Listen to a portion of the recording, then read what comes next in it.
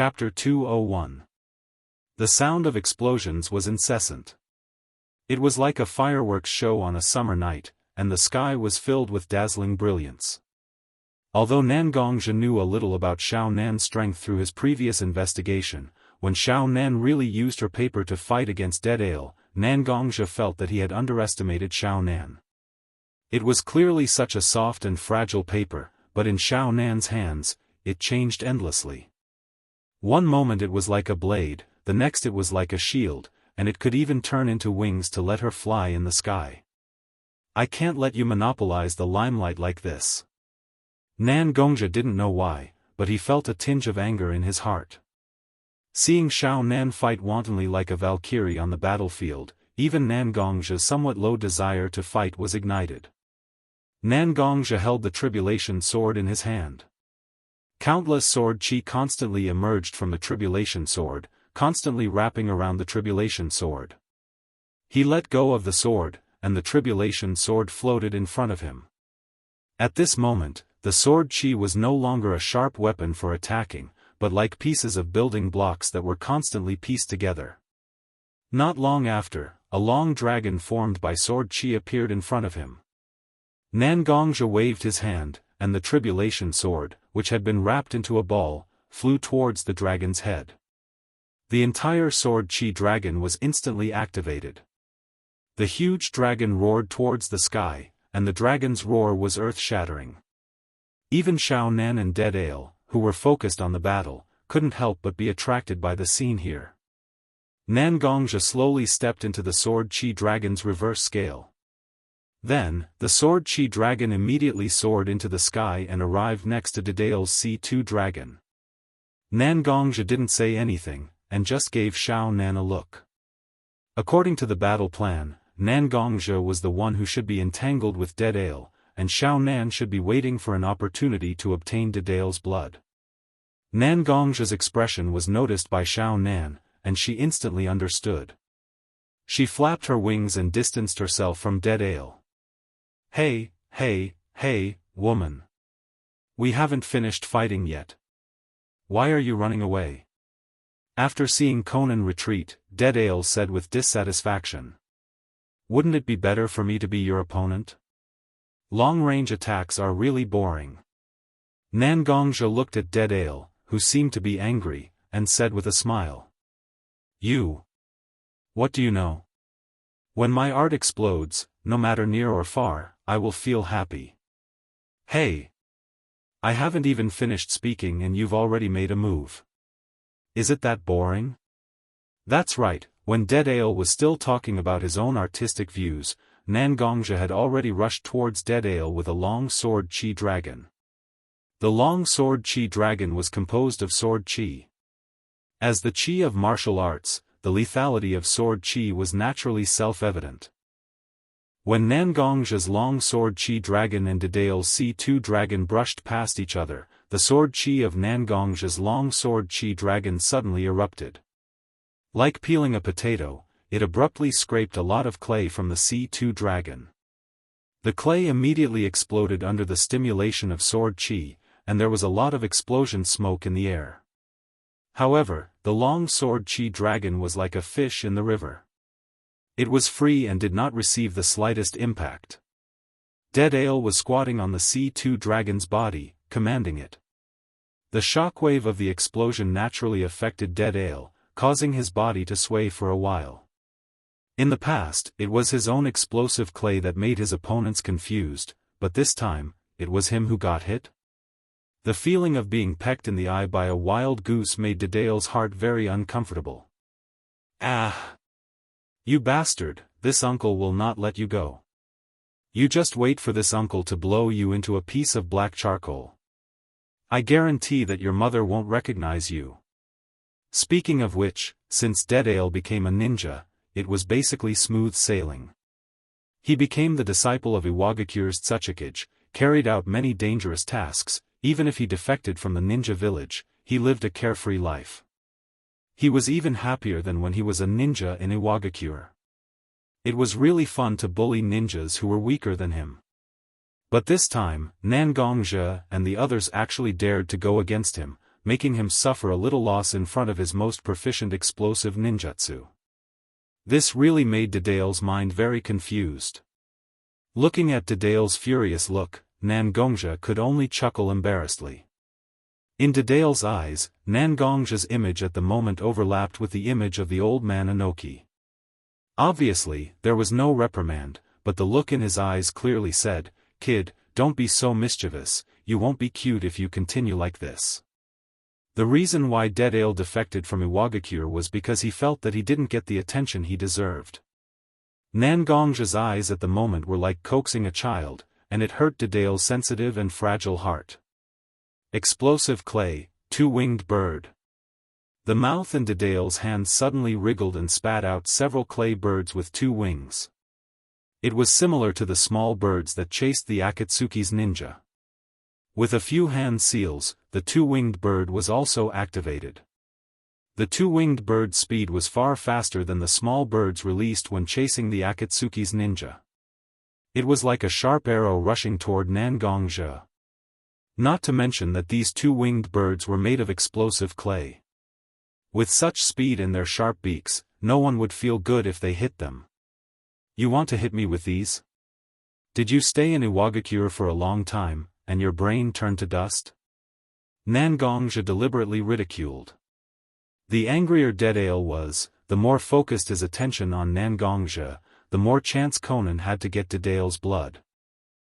Compared to Nangongja, Dedale was still a little too inexperienced. Dedale's emotions were almost in the hands of Nangongja.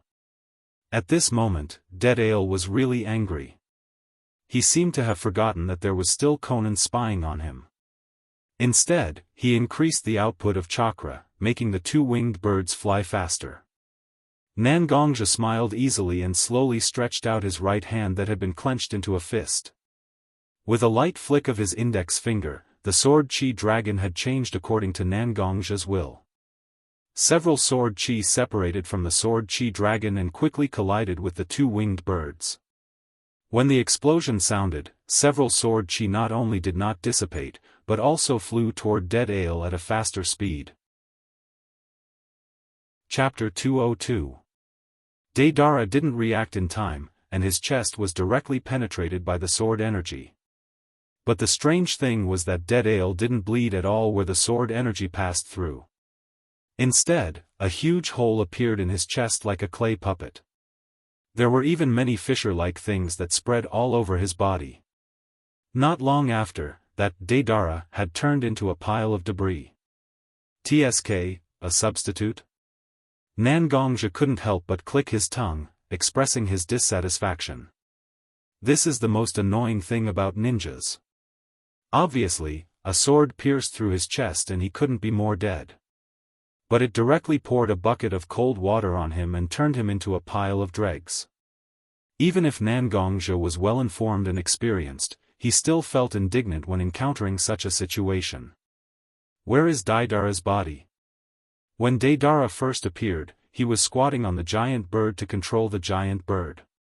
When he used C2's dragon, Deidara was still squatting on C2's dragon, which proved that large clay creations required Deidara to be in an extremely close distance to control. Nangongja thought about it, and he naturally had a guess in his heart. If there was no accident, Deidara must be hiding himself in the body of C2 dragon at this moment. That huge body is not easy to form a strong enough shield. However, it was still unclear when Dedale had summoned such a substitute and hid his true body. It seems that I'm also confused by the situation. Conan hasn't made a move yet. It's very likely that the Deidara fighting with me is not the main body. These guys, each more cunning than the other. Glancing in the direction of Conan, Nangongja quickly refocused his gaze on C2 dragon. Just now, I used sword energy dragon to cut off some clay on the shell of C2 dragon. Deidara was also affected when it exploded, which proves that the effect of this explosive clay is not directional. As long as it is stimulated to a certain extent, the explosive clay will explode by itself.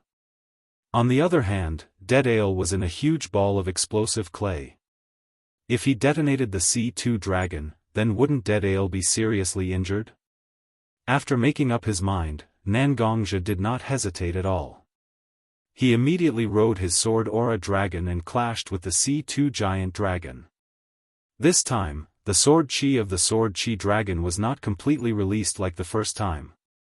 Instead, it focused all of its sharpness on the dragon's head, and the heavenly tribulation sword, which had already taken on the appearance of a dragon pearl, also changed its appearance. Countless sharp auras gathered on its body, and a huge heavenly tribulation sword was held in the mouth of the sword chi dragon. The entire sword hilt was swallowed by the dragon's mouth, leaving only the sword blade outside. It was as if the dragon had spat out the sword blade. Although it was rather complicated, the formation of the heavenly calamity sword was extremely fast. The C2 giant dragon's movement was relatively slow, and it was mainly a long-range ninjutsu. It had already suffered a lot when it brushed past Nangongzhi's sword chi dragon, and now it had to directly collide with Nangongzhi's sword chi dragon? What's more, in the mouth of the sword chi dragon, there was a huge heavenly tribulation sword condensed from sword chi. Without any suspense, the moment the C2 giant dragon came into contact with the sword chi dragon, it was instantly torn apart like a piece of cloth. The huge sword chi dragon directly passed through the C2 giant dragon's body, leaving only a huge hole. Above the hole, there were countless tiny sword chi that were split from the sword chi dragon. Perhaps the explosion of a strand of sword chi was nothing, at most it would cause a little pain. But with so many sword chi strands entangled together, when one of them exploded, it meant that more strands were about to explode. This was not a problem of 1 plus 1. It was an algorithm of mutual multiplication, and the huge power generated by it was displayed in front of Nangongzhi at this moment.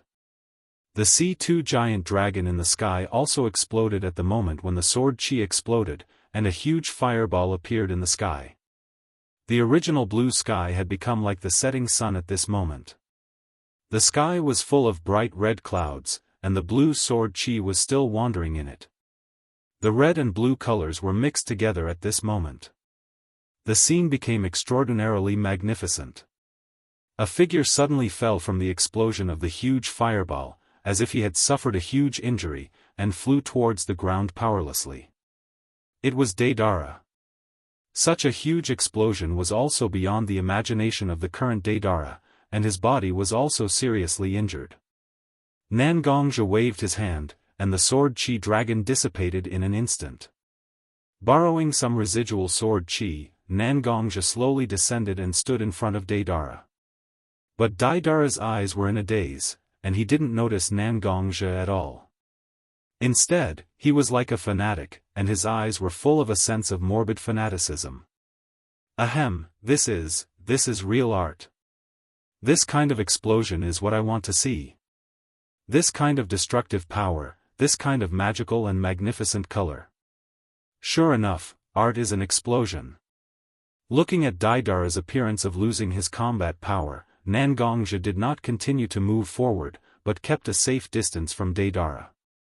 With Deidara's strength, who didn't have a few last desperate means? Nangongzhi didn't know how many times he had suffered from this. The closer he was to the edge of victory, the more cautious he had to be. Deidara's eyes were still full of fanaticism, but when he glanced at Nangongzhi's face and where he was standing, there was still a hint of disappointment in his eyes. However, Nangongzhi was cautious, but it didn't mean that others were the same. Fei Duan jumped out directly from his hiding place. He glanced at Nangongzhi as if he was looking down on Nangongzhi and said, "This bastard has become like this. Maybe he was blown silly by the explosion. Then why are you standing so far away like a coward? We're in a hurry. If you don't go, then I will." For Fei Duan's words, Nangongzhi didn't care. Anyway, they probably only cooperated this time. If they met in the future, they might have to fight to the death. Why did Nangongzhi care about Fei Duan's attitude? He leaned slightly to the side as if he was opening up a path for Fei Duan. At this moment, Fei Duan was very arrogant. He stretched out his hand and combed his extremely smooth swept-back hair. He walked past Nan Gongzhi arrogantly and went straight to Fei Duan. Chapter 203. Not only did Haydn walk towards the place where Daedara was lying indifferently, Haydn's walking posture made people want to beat him up when they saw him. He didn't put Daedara in his eyes at all. After all, although Daedara had shown a lot of strength before, he was first suppressed by Conan, then Nan Gongzhi, and now he was seriously injured. Haydn felt that Daedara was no longer a threat at this moment. Although Haydn did feel that Daedara couldn't make any waves now, ninja's instinct still made Haydn take out his black iron rod. The iron rod elongated in an instant, and Haydn directly pierced the iron rod into Daedara's arm. No one could easily ignore such pain, but at this moment, Daedale was still muttering words such as art, explosion, extreme, and so on. Haydn was relieved and walked to Daedara's side. He took out a handcuff inscribed with runes from his arms and prepared to handcuff Daedara's hands. At this moment, a sudden change occurred. Daedara, who looked crazy, suddenly performed a very skilled grappling technique. One hand clasped Haydn's hands, and the other hand directly grabbed Haydn's neck. Although I don't know why you came to provoke me, but now your companion is in my hands. The three of you are very similar to the previous group of weaklings, but there are still differences. You must be of the same level. You don't feel distressed about losing weaklings, but losing a ninja of the same level as you, no matter what kind of organization it is, it will definitely be distressed. Daedara said proudly. This time, it was like the most inference in his life. You can actually see the difference in status from the difference in clothes. It seems that it is a pity that I, Master Daedara, don't become a detective. You want to kill him to protect yourself? Nan Gongzhi looked at Daedara without any worry on his face, but there was an inexplicable excitement. Daedale didn't know why Nan Gongzhi had such an expression, but the Haydn in his hand was his only life-saving means. No matter how the opponent hinted that the Haydn was not that valuable, Daedale could only give it a try. It's useless for you to say that to me. I'm not the one in charge. If you want to ask that person. Nan Gongzhi said as he raised his chin, making Daedale look at Xiao Nan who had just landed from the sky. Daedale thought that Nan Gongzhi was the leader, but since Nan Gongzhi said that Xiao Nan was the one in charge, Daedale looked at Xiao Nan. Since you're the one in charge, why don't we make a deal? We have no enmity with each other. It was you who sent people to provoke me first. Now that I'm already in such a miserable state, the deaths of those people who died were worth it. We might as well stop here. You go your way, and I go my own way. I will return this fool to you, and you will let me live. We won't see each other again. Isn't that good? Although Daedale spoke heroically, in the end, it was inevitable that there was a hint of begging in it. Hearing Daedale's words, Xiao Nan was completely unmoved. You want to kill him? Then kill him. Anyway, such a fool has no value. Whether you kill him or not, you have to go with us. Xiao Nan's cold words were like a sharp blade piercing Daedale's heart. Although there was no way to immediately verify Xiao Nan's statement, Daedale subconsciously felt that Xiao Nan's words were really from the heart. Whether it was Nan Gongzhi or Xiao Nan, they didn't care about Haydn's life. Why? It was obviously the life of someone on the same level as them. This group of people was completely unmoved. What kind of organization is this? They actually treat their own members as child's play? Don't think that I will listen to your nonsense. Since you don't believe in this master's means, then this master will really torture this fool. Listening to Xiao Nan and Daedale calling him a fool, Haydn also began to get angry. I can't afford to offend Xiao Nan, but can't I afford to offend Daedale?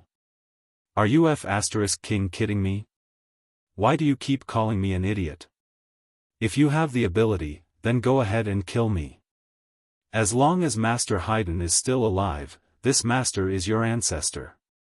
Haydn raised his head arrogantly and said to Daedale who was choking him. Were these people all crazy? Originally, He thought that he was crazy enough, but this group of people couldn't wait for him to quickly kill Fei Duan, including Fei Duan himself.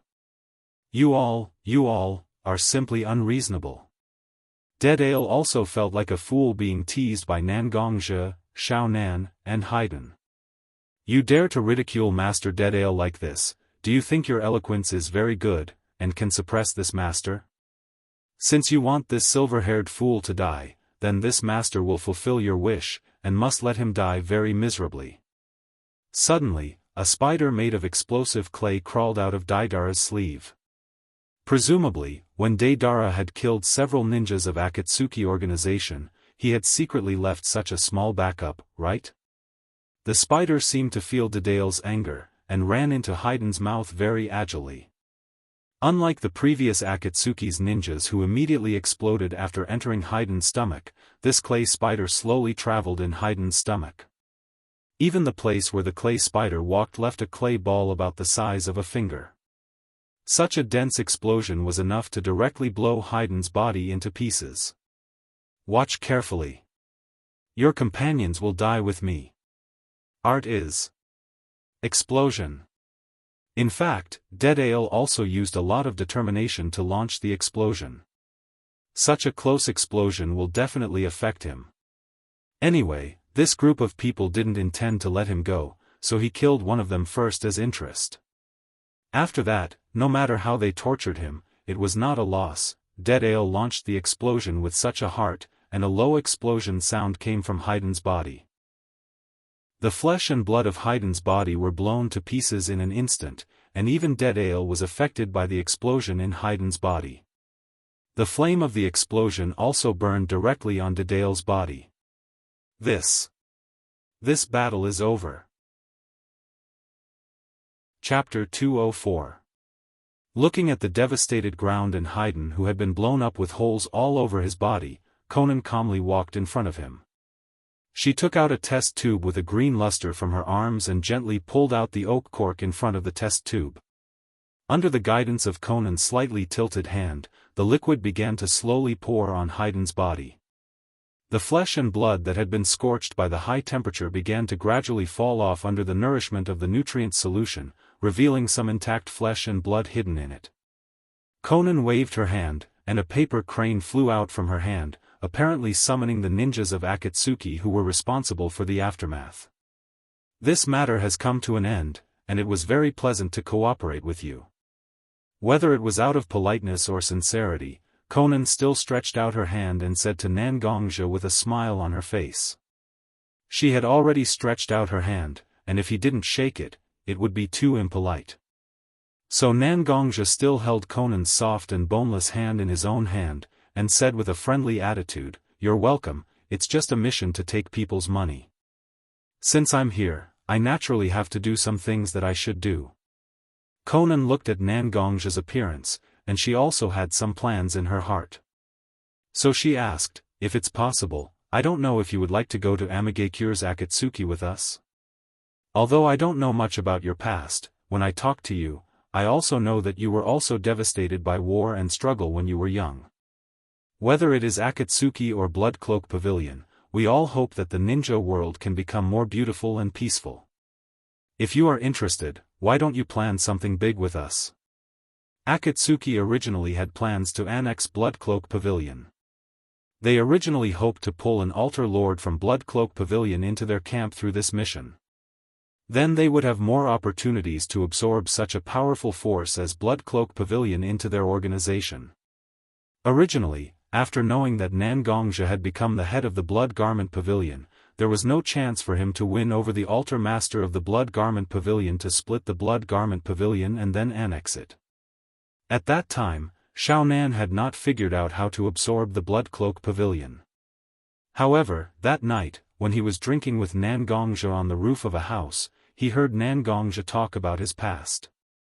Xiao Nan's heart couldn't help but have such a thought. Since there was no way to divide and absorb Blood Cloak Pavilion, then why not pull Nan Gongzhe into Akatsuki? Although Xiao Nan did not know what kind of power Nan Gongzhe, who had just taken up the position of Blood Garment Pavilion head, could exert in the Blood Garment Pavilion, at least Nan Gongzhe had a righteous reputation. If it was really necessary, Akatsuki could also dispatch its own forces to help Nangongja seize control of Bloodcloak Pavilion. Akatsuki could benefit from it, and Nangongja could also firmly hold Bloodcloak Pavilion in his own hands. Wouldn't it be a win-win situation? Therefore, Xiaonan had sent an invitation to Nangongja at this time. Planning a big event? Such a word also echoed in Nangongja's mind over and over again. It was true that Nangongja did not really control Bloodcloak Pavilion in his own hands, and even now, it was already in a kind of worshipped position. But Nangongja could not make up his mind to cooperate with Akatsuki. Itachi would also give him some information from time to time, from Itachi's description and the performance of Xiaonan, Fei Duan and others in the battle just now. Nangongja didn't think that Akatsuki organization was an organization that was willing to hide in the dark. There will come a day when they will directly float to the surface, and with that, there will certainly be even more intense bloody rain and foul wind. Nangongja felt in his heart that if he really stood on the united front with Akatsuki, he would be pulled into a bottomless quagmire. There was really no need to accept such an invitation. The risk was hidden in the calm lake, and it was difficult to estimate the size of it. I'm sorry, Bloodcloak Pavilion is not something that I can wantonly decide alone. There are still lives in it, although I am the head, but I can't treat their lives as a joke. Please allow me to go back and have a good discussion with several altar masters. If there is a result, I will certainly tell you Xiaonan. Nangongja's words were very polite, but his refusal was very firm. Saying that he could not risk the lives of Bloodcloak Pavilion's disciples, almost all of Xiaonan's arguments were blocked in her stomach. Because Nangongja's words were really not wrong, since he was the head of Akatsuki, he naturally had to regard the safety and development of his organization as the most important thing, and his personal feelings must not be used as a bargaining chip to risk the lives of countless people. Looking at Nangongja's appearance, Xiaonan could not help but think of Yahiko. At that time, Akatsuki had also grown step by step from a small and weak organization to a very high-status organization in the Rain Country. During this process, there were many people who wanted to use various conditions to subdue Akatsuki. But Yahiko was still not moved by such a temptation. Perhaps at that time Yahiko was the same as Nangongja now. He did not only regard himself as an individual, but also as the symbol of an organization. He was his own organization, and he was responsible for every life in the organization. Looking back at the current Akatsuki, did they lose the consciousness that every member of the organization was not someone who could be sacrificed? Xiaonan did not dare to think about it, because even Xiaonan was afraid that her organization would change. From the original gathering place of a group of freedom fighters, it had become a tool for revenge. While both of them were full of worries, but on the surface they were still very cordial with each other, the ninjas of Akatsuki who were responsible for the aftermath had already arrived. Xiaonan-sama, the ninjas did not immediately collect the remains of their companions, instead they respectfully saluted Xiaonan. Xiaonan deeply looked at the ninjas of Akatsuki, and suddenly her heart was also full of complex feelings. She waved her hand and said with a bit of indifference, "First go collect the corpses of Akatsuki. Exposing them in the wilderness like this, the smell of blood will spread far and wide. Then separate Haydn and the target's body, and give both of them emergency treatment. After returning to the base, I will let specialized people treat them. Go." The ninjas of Akatsuki lowered their head and said, "Yes," and then dispersed to clean up the battlefield, erasing some traces that would expose Akatsuki. Chapter 205. Nangongja was still wearing the same plain-colored robe that he wore when he first came to the Earth Country, and the wide hood hid his face. The wind was still blowing some dust on the road. Everything was the same as when Nangongja first arrived in the Earth Country. After saying goodbye to Conan, Nangongja also walked alone towards the location of the Blood Cloak Pavilion. As for the Akatsuki's uniform, he naturally returned it to Conan. Just when Nangongja was walking at an ordinary speed on the road, Nangongja suddenly heard the sound of air being cut. Hidden weapon. Although Nangongja didn't know who attacked him from behind, but Nangongzhi still instinctively stretched out his hand and caught the hidden weapon that was flying towards him. The style of the hidden weapon was very strange, it was a special kunai. The original kunai should only have 1 point, but the one in Nangongzhi's hand had 3 points. The handle of the kunai was also thicker than the ordinary kunai, and there were several runes engraved on the handle. Flying Thunder God Jutsu Special Kunai. When Nangongzhi saw it for the first time, he already recognized the special kunai. Impressively, it was the 4th Hokage who went to the shinobi world to find the person behind the attack on the Woodleaf Minato Watergate. Just when Nangongzhi was still wondering whether Watergate was here or not, a figure suddenly appeared beside him. There was no trace of him, but there was a very obscure spatial fluctuation. If Nangongzhi hadn't used the Lion Clan space formation many times, it would be difficult to detect the spatial fluctuation. Ha! The figure that suddenly appeared didn't speak.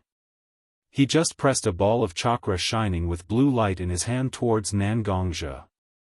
Nangongzhi also reacted quickly, and directly threw the special kunai in his hand to the side. The Heaven's Disaster Sword behind him instantly came out of its scabbard and slashed towards the chakra at an extremely fast speed. The internal force attached to the Heaven's Disaster Sword, relying on the characteristics of the internal force, the Rasengan was instantly cut in two. The Rasengan itself was in an unstable structure. When Nangongzhi violently cut it in two, the balance of the chakra was destroyed in an instant. Boom! The sound of the explosion sounded, and the figure that attacked Nangongzhi had already reached the position of the kunai thrown by Nangongzhi in an instant, out of the explosion range. Watergate. Wait! It's me, Nangongzhi. When the figure just stood still and picked up the special kunai under his feet and was ready to continue the attack, Nangongzhi took off the wide hood on his head, letting the figure that attacked him see his face clearly. Sure enough, the figure that attacked Nangongzhi was also standing in the same place at the moment. Nangongzhi finally had the opportunity to observe the appearance of the person who attacked him. The blonde hair and the forehead protector on his forehead instantly proved the identity of the person who attacked him. He was wearing a white flame-lined haori, and on the back of the haori written in big letters. It's Shina Kushina's husband, Naruto's father, and the 4th Hokage who once fought together with him, Watergate Namikaze. Nangongzhi? Watergate said suspiciously to Nangongzhi. Yes, it's me. I didn't expect that after such a long time, we would have to fight when we meet again. It's really a strange greeting. Nangongzhi put the sword in his hand back into the scabbard on his back, apparently to prove that he wasn't hostile. Watergate also put away the kunai in his hand, and after confirming the identity of Nangongzhi, he also walked to Nangongzhi's side and said with a little apology. I'm sorry, I thought you were from the organization I have been chasing. I just received the information that they appeared in the land of Earth, and on the way here, I suddenly saw you wrapped up so tightly, and I thought you might have some connection with them, so I attacked you. Watergate scratched his cheek a little awkwardly. Apparently he felt very guilty for attacking Nangongzhi. Watergate has been chasing the dangerous organization in the shinobi world for the past few years, and after living in the open, Watergate's face has become a little bit weary. Obviously, he has suffered a lot over the years. It's nothing, I know how you feel about that organization.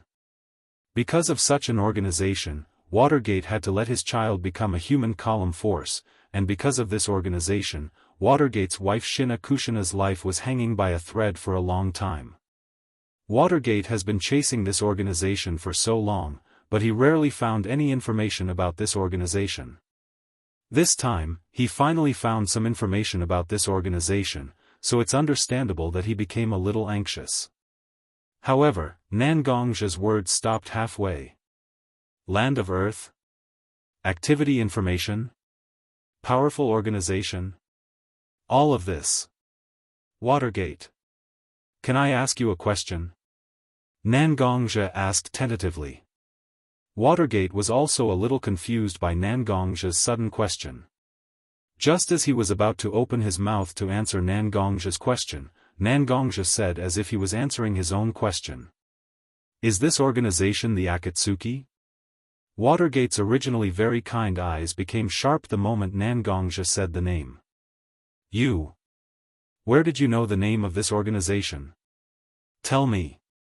Please tell me everything you know about this organization. Watergate said, but his hands were pressed on Nangongja's shoulders.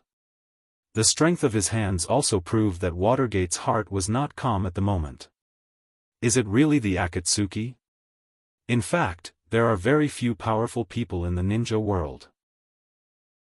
In addition to the 5 great ninja villages that can control the power of the 9 tails, to be honest, Nangongja may only know about the Akatsuki. However, Nangongja only reacted now after realizing it. This is really, Watergate, don't be excited. I will tell you. Nangongja said such a sentence to Watergate. Perhaps Watergate has really faced too much pressure in these years. Such an organization that has its eyes on the 9 tails, isn't it putting a sharp knife on the neck of his wife and child? Watergate has been tracking down everything about the Akatsuki for years even if he doesn't know how to make wood leaf, because he wants his wife and child to live safely. Many people say that, a woman is weak, but a mother is strong. But as a father, Watergate also has the same feeling. As long as he can protect his wife and child, Watergate will do anything. Chapter 206. In fact, everything is very coincidental. The reason why I know about the Akatsuki is because Jiraiya-sama took me to Mount Myaboku. Watergate, do you know about the Great Toad Sage's prophecy? Nangongja saw that Watergate had calmed down, so he pulled Watergate to a big tree on the side of the road, and slowly sat down on the ground. But Watergate didn't have the mood to sit down and rest at all, he just stood there. You mean the child of prophecy? As Jiraiya's disciple, Watergate knew more than Nangongja, not less than Nangongja. Yes, Jiraiya's disciple will become the savior of the shinobi world. Although Jiraiya-sama only has you as his disciple, Watergate, in fact, when he was young, he taught 3 children in the Rain Country. Although they didn't formally become his disciple, they already had a master-disciple relationship. So, I also investigated all the information about them. Some of the information about the so-called Akatsuki. Although it was only a few words, it still brought a lot of shock to Watergate. The people behind the scenes who have been threatening his wife and children's lives turned out to be his fellow disciples. Yahiko, Konan, Nagato. But why would they do such a thing? Obviously, Minato knew that these 3 children had been taught by his master, Jiraiya. But Watergate was still very puzzled, and couldn't help but ask. I don't know. In the beginning, Akatsuki was a very pure organization. They were mainly formed to fight against the brutal rule of Hanzo the Salamander, the leader of the Rain Village. They were similar to freedom fighters who gathered together to fight against Hanzo the Salamander. But it seems that once again they were ambushed, and their leader, Yahiko, who was one of Jiraiya-sama's disciples, also died at that time. After that, the Akatsuki began to turn from light to dark, and gradually lurked in the shadows. Little by little, he became the real ruler of Amigakure.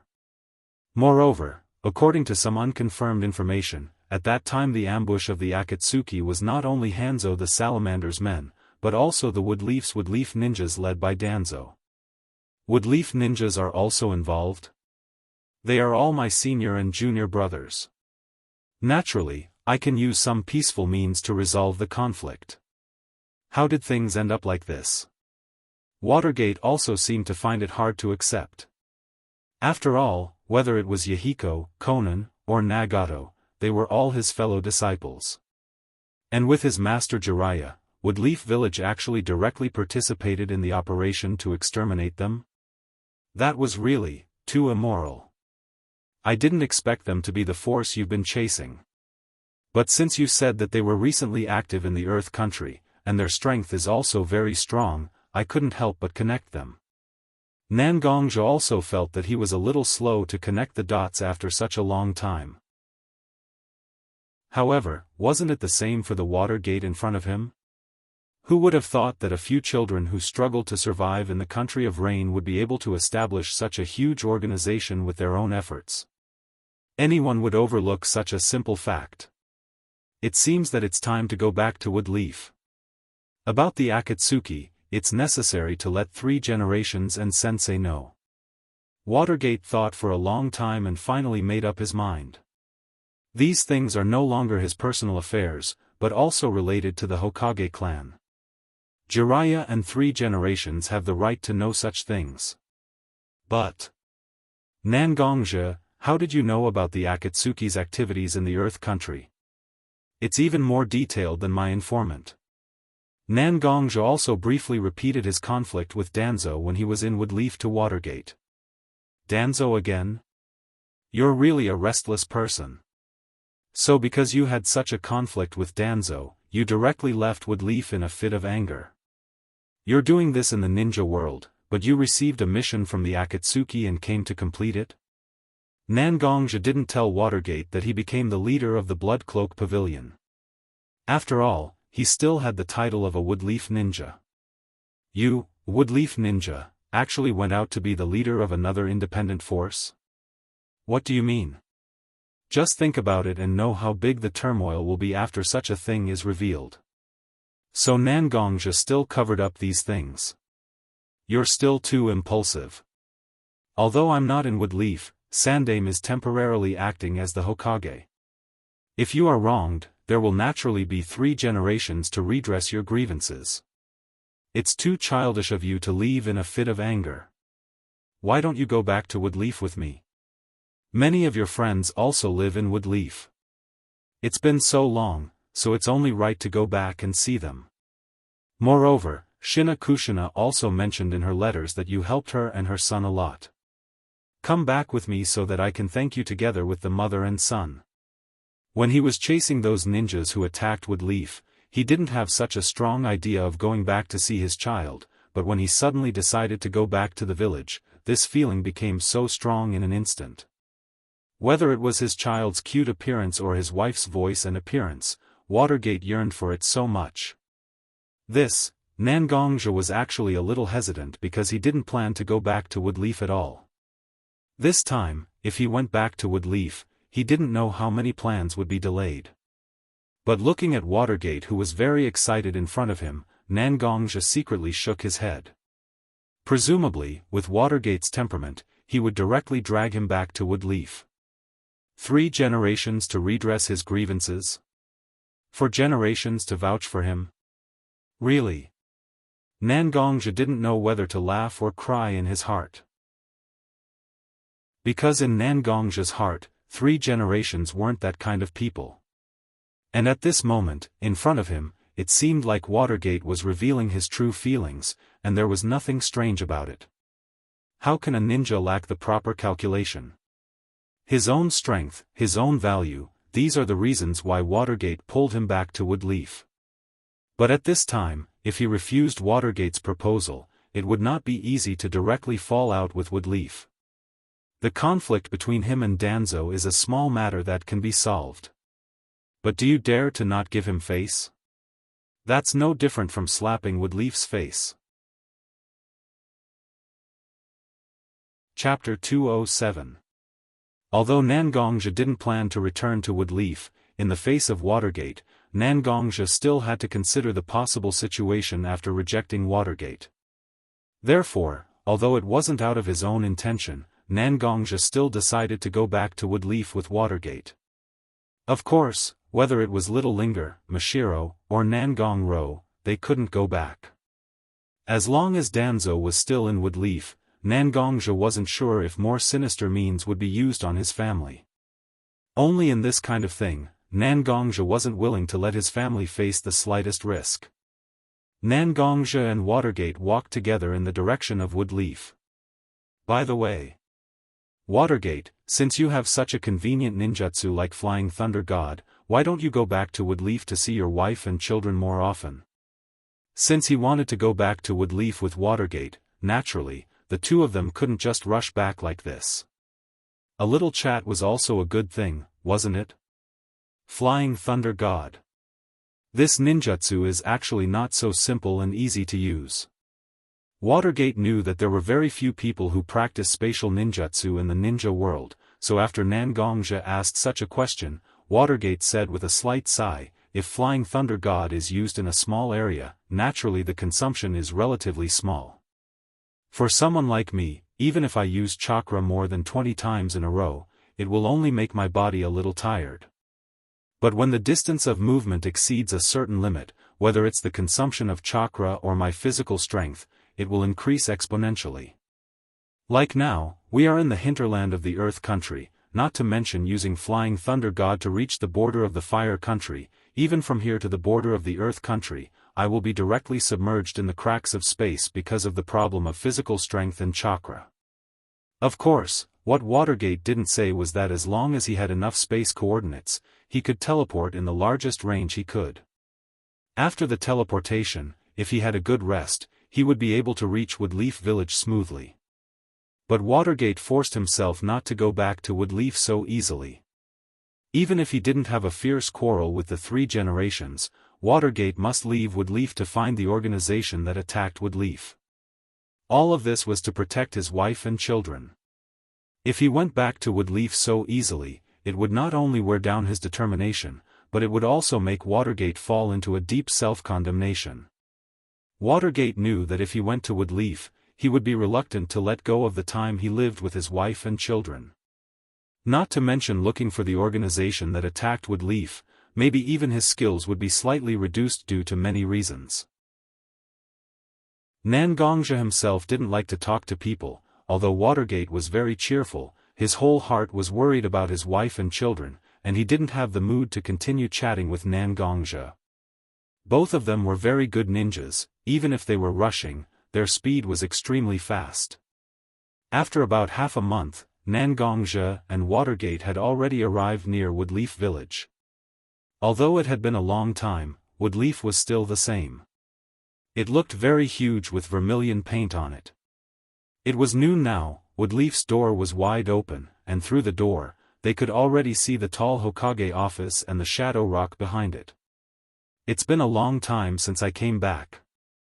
Woodleaf really hasn't changed at all. Watergate seemed to be very emotional. After all, he hadn't come back for a long time. Just as they were about to step into Woodleaf, the guards at the Woodleaf gate stopped Watergate and Nangongja. Sorry, if you want to enter Woodleaf, please show your identity card. A ninja with a bandage on his face said to Nangongja and Watergate. Even the entrance has been changed. The gatekeeper was no longer someone he was familiar with. Suddenly, Minato had a feeling that things were still the same, but people had changed. Was his decision to leave Woodleaf right or wrong? How many important things did he miss in the years he was away? Watergate didn't dare to think about it, because the more he thought about it, the more he felt that his decision was too hasty. From his arms, he took out the forehead protector that he hadn't worn for a long time and put it on the table in front of Nangongja. I'm a ninja from Woodleaf, now I'm back from a mission. When Nangongja saw the forehead protector, he also looked up at Watergate. As the gate protector, Nangongja carefully looked at Watergate. The more he looked at him, the more he felt that he had seen this person before. Sorry, I don't know your name. Out of his duty, Nangongja still asked for Watergate's name. I'm a ninja from Woodleaf, Minafe Watergate. Minafe, listening to Watergate say his name, Nangongja also took a pen and wrote Watergate's name on the entry and exit registration form. As soon as he wrote Watergate's surname, Nangongja already knew who the person standing in front of him was. You are, the 4th Hokage? It's been a long time since there was any news about the 4th Hokage, Minafe Watergate, but the story about Watergate has never been not mentioned. This is the most proud ninja of Woodleaf. I'll go inform Sandaime. Nangongja hurriedly got up and wanted to report the news of Watergate's return to 3 generations, but Watergate pressed Nangongja back to his seat and said to him with a smile, "It's okay, you can stay here and do your job well. As for the 3rd generation, I will personally meet him. Since it's your request, then there's no problem." After all, Nangongzhe is just a chunin, and it's his duty to inform 3 generations. Since Watergate doesn't want him to go, then there's nothing wrong with it. Nangongzhe just looked at the intimate interaction between Nangongzhe and Watergate, and didn't do anything. Nangongzhe's impression of Woodleaf has dropped to the freezing point, and such an intimate performance between ninjas, Nangongzhe can't stand it at all. Then, "This is my ID." Nangongzhe just took out his forehead protector with a little coldness and handed it to Nangongzhe. "This. Since you were brought back by the 4th Hokage, there's no need to check it. Just tell me your name, and I'll record it for you." Nangongzhe said very kindly to Nangongzhe. Nangongzhe, the brush in Nangongzhe's hand shook slightly, and a drop of ink fell on the record book. But soon, Gang Zite recorded Nangongzhe's name on the entry record. Chapter 208. Naruto. Stop. Just when Nangongzhe and Watergate were still registering information at the Woodleaf Gate, a loud roar came into their ears. Naruto? This name is still very obscure. If I'm not mistaken, only Watergate's child has such a big name. A small figure jumped on the roofs on both sides of the Woodleaf Street, and another figure has been chasing Naruto. At this moment, Naruto's face was full of excitement, as if he had done something amazing. Looking at the figure chasing after him, Naruto turned around as if he was mocking him. He made a face and said to the person behind him, "Ha ha ha. Iruka-sensei, my masterpiece is so beautiful, why do you keep chasing me? Do you want me to draw a beautiful mural for your house?" The figure chasing Naruto is naturally Naruto's class teacher, Ko Iruka. "You actually painted graffiti in the school. If I don't take you back and punish you severely, I will not let you go." Yes, Naruto took paint and painted graffiti in the classroom of the ninja school. Naruto's abstract style of graffiti, Iruka's nose was crooked after seeing it, because he was abstractly painted in the classroom by Naruto. Iruka can already imagine that every time he has a class in the future, the students in his class will involuntarily think of his demonic face. This time, I must punish this stinky kid well and let him know how powerful I am. Iruka thought so in his heart. It seems, your child is really energetic? Although Nangongzhe didn't graduate from the ninja school like Shina Kushina and Watergate. But Watergate's style of being a top student in the ninja school is still hurt a little bit. Now that his child is so naughty, it's very interesting. This kid, Watergate's mouth slightly muttered, and he has already cast the body flicker technique. Just when Naruto was still making funny faces with Iruka, Watergate had already appeared behind Naruto. He skillfully grabbed Naruto directly in his hand. Iruka was also shocked. If you want to use the body flicker technique, you must have the strength of a jonin. When did Naruto provoke such a person? But when Iruka saw Watergate's face, such worries quickly disappeared. Iruka just wanted to say something, but Watergate shook his head and stopped Iruka. Instead, he once again used the body flicker technique and appeared next to Nangongzhe. "Ah! Who are you? Why are you grabbing me? I want to. Naruto was caught in Watergate's hand, but his face was facing the front, and he couldn't see Watergate's face at all. But Nangongzhe was standing opposite Watergate. Naruto recognized Nangongzhe at a glance. "Uncle Nangong?" "Ah.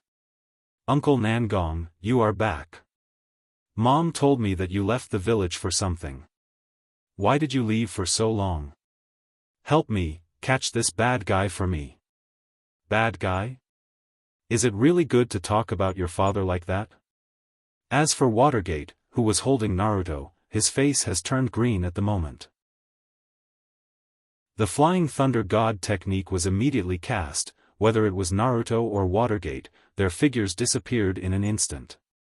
Although Watergate didn't tell him where he went, he probably went to see his wife, right? The two hadn't seen each other for so long. Nangongzhe didn't want to disturb the warmth between the two couples who hadn't seen each other for a long time. He shook his head indifferently, took the forehead protector handed to him by Z-Tai, and walked in the direction of his home. "Let me go! Let me go!" Naruto shouted, but as soon as the flying thunder god was cast, the two appeared at the door of Watergate's house in an instant. He actually arrived at his home. Naruto's shouting stopped in an instant. What a joke, with his mother's character, once she knew that he got into trouble, wouldn't her life be in danger? That. What are you doing? Are you going to complain to my mother? No. No. My mother is so scary. After all, he had the temperament of a child.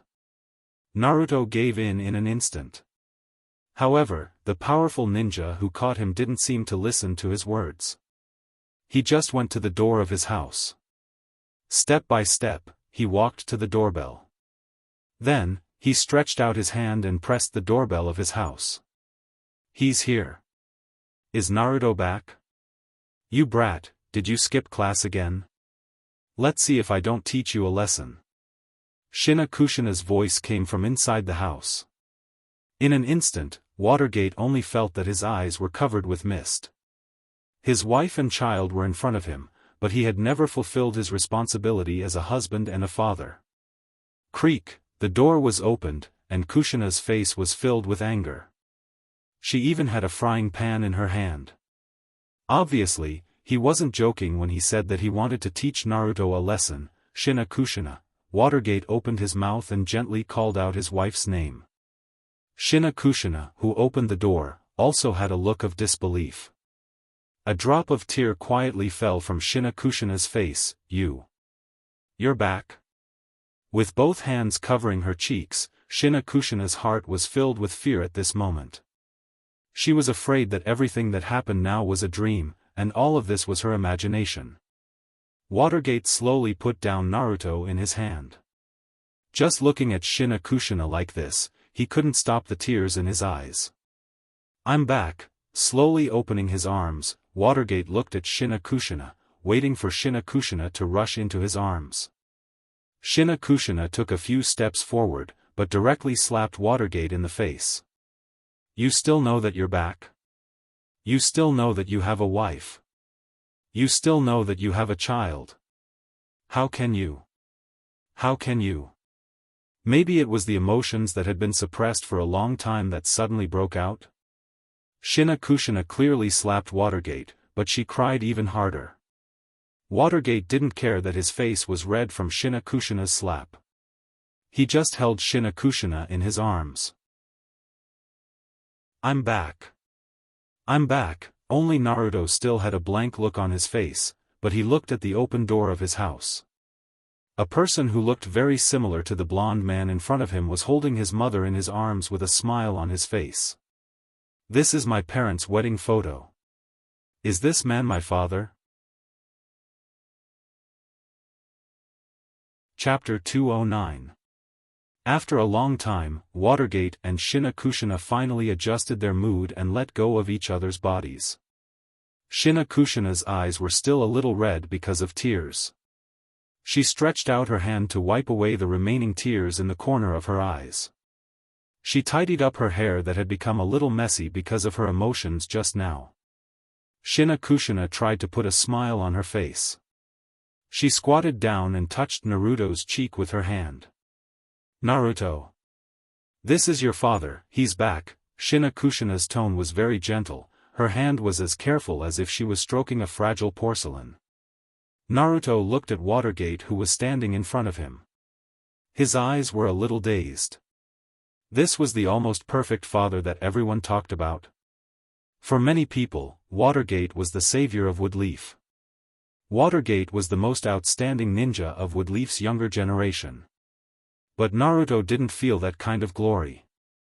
Since this person was so excellent, since this person was so perfect, why did he abandon his wife and children and leave Woodleaf? She had never seen such a person in her childhood. He only remembered that his mother woke up early and went to sleep late every day to take care of him.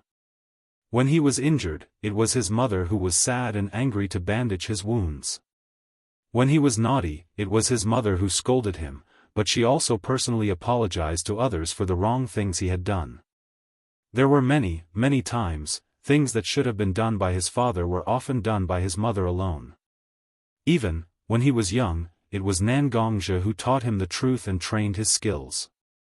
In Naruto's heart, perhaps Nangongja was more in line with the image of his father in Naruto's mind. Naruto vaguely remembered that when he came back from Nangongja's house, he even asked his mother very childishly why Uncle Nangong wasn't his father, because only Uncle Nangong had been protecting them. At that time, Shina Kushina was very angry and directly slapped Naruto. But when Shina Kushina slapped him, she hugged herself and cried bitterly. Naruto saw his strong and gentle mother crying more than once. At this time, where was his father, who was called perfect by others? Naruto didn't know the truth, but a man who abandoned his wife and children and left home for many years wanted to be a qualified husband and a competent father? Sorry, even if Naruto was young, he couldn't accept it. Naruto reached out his hand, grabbed Shina Kushina's wrist, and gently moved Shina Kushina's hand away from his face. Such a person. How can he be my father? Naruto looked at Watergate coldly, and the coldness made Watergate's heart tingle faintly. When Watergate stood in front of the door, he heard Shina Kushina's voice. Although it was only a short moment, Watergate had already decided that he must compensate his wife and child well.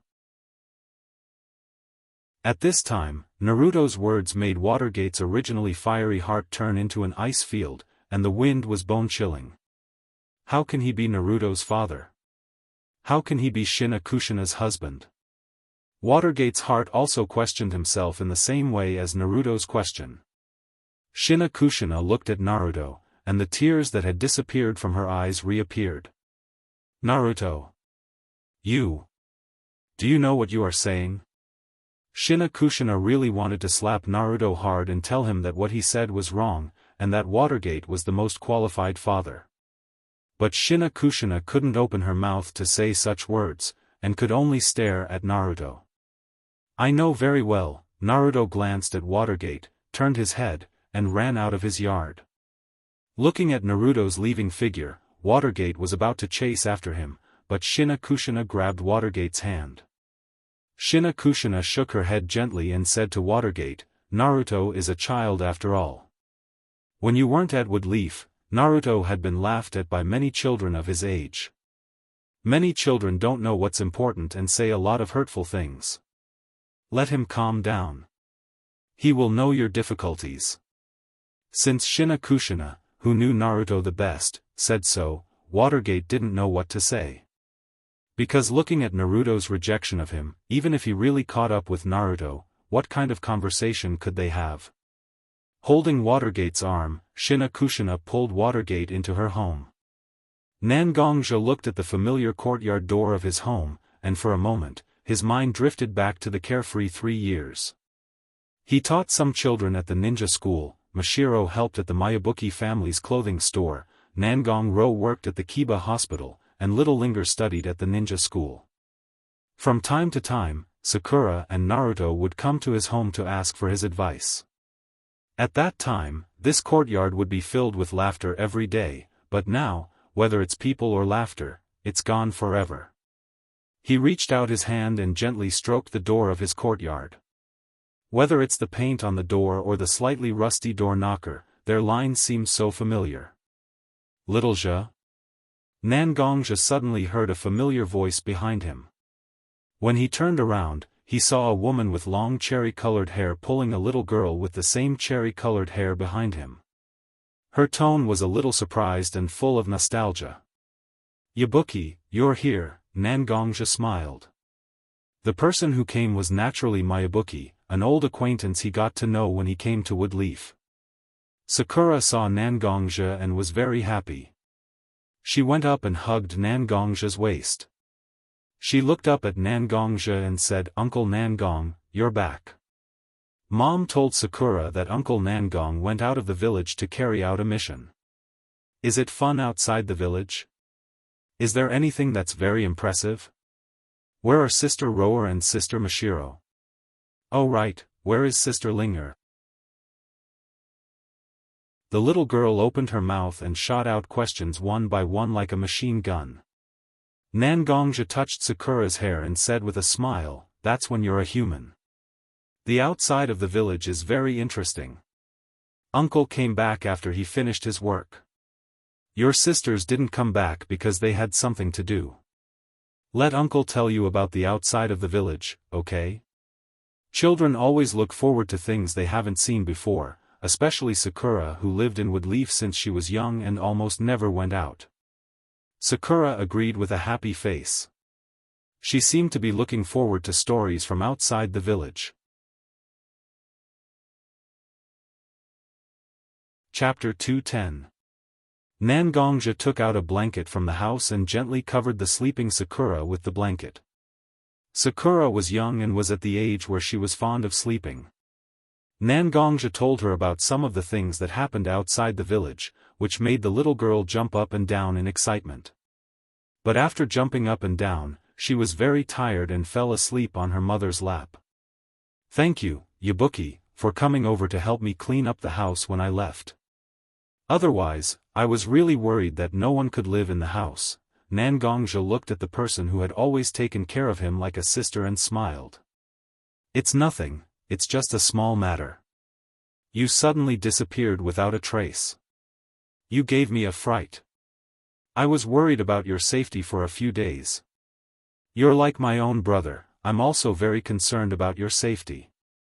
Yichue looked at Nangongja and seemed to be a little angry that Nangongja left without saying goodbye. "Later, my husband told me that you're also a strong person. Even if something happens, you can protect yourself. I finally let go of my hanging heart.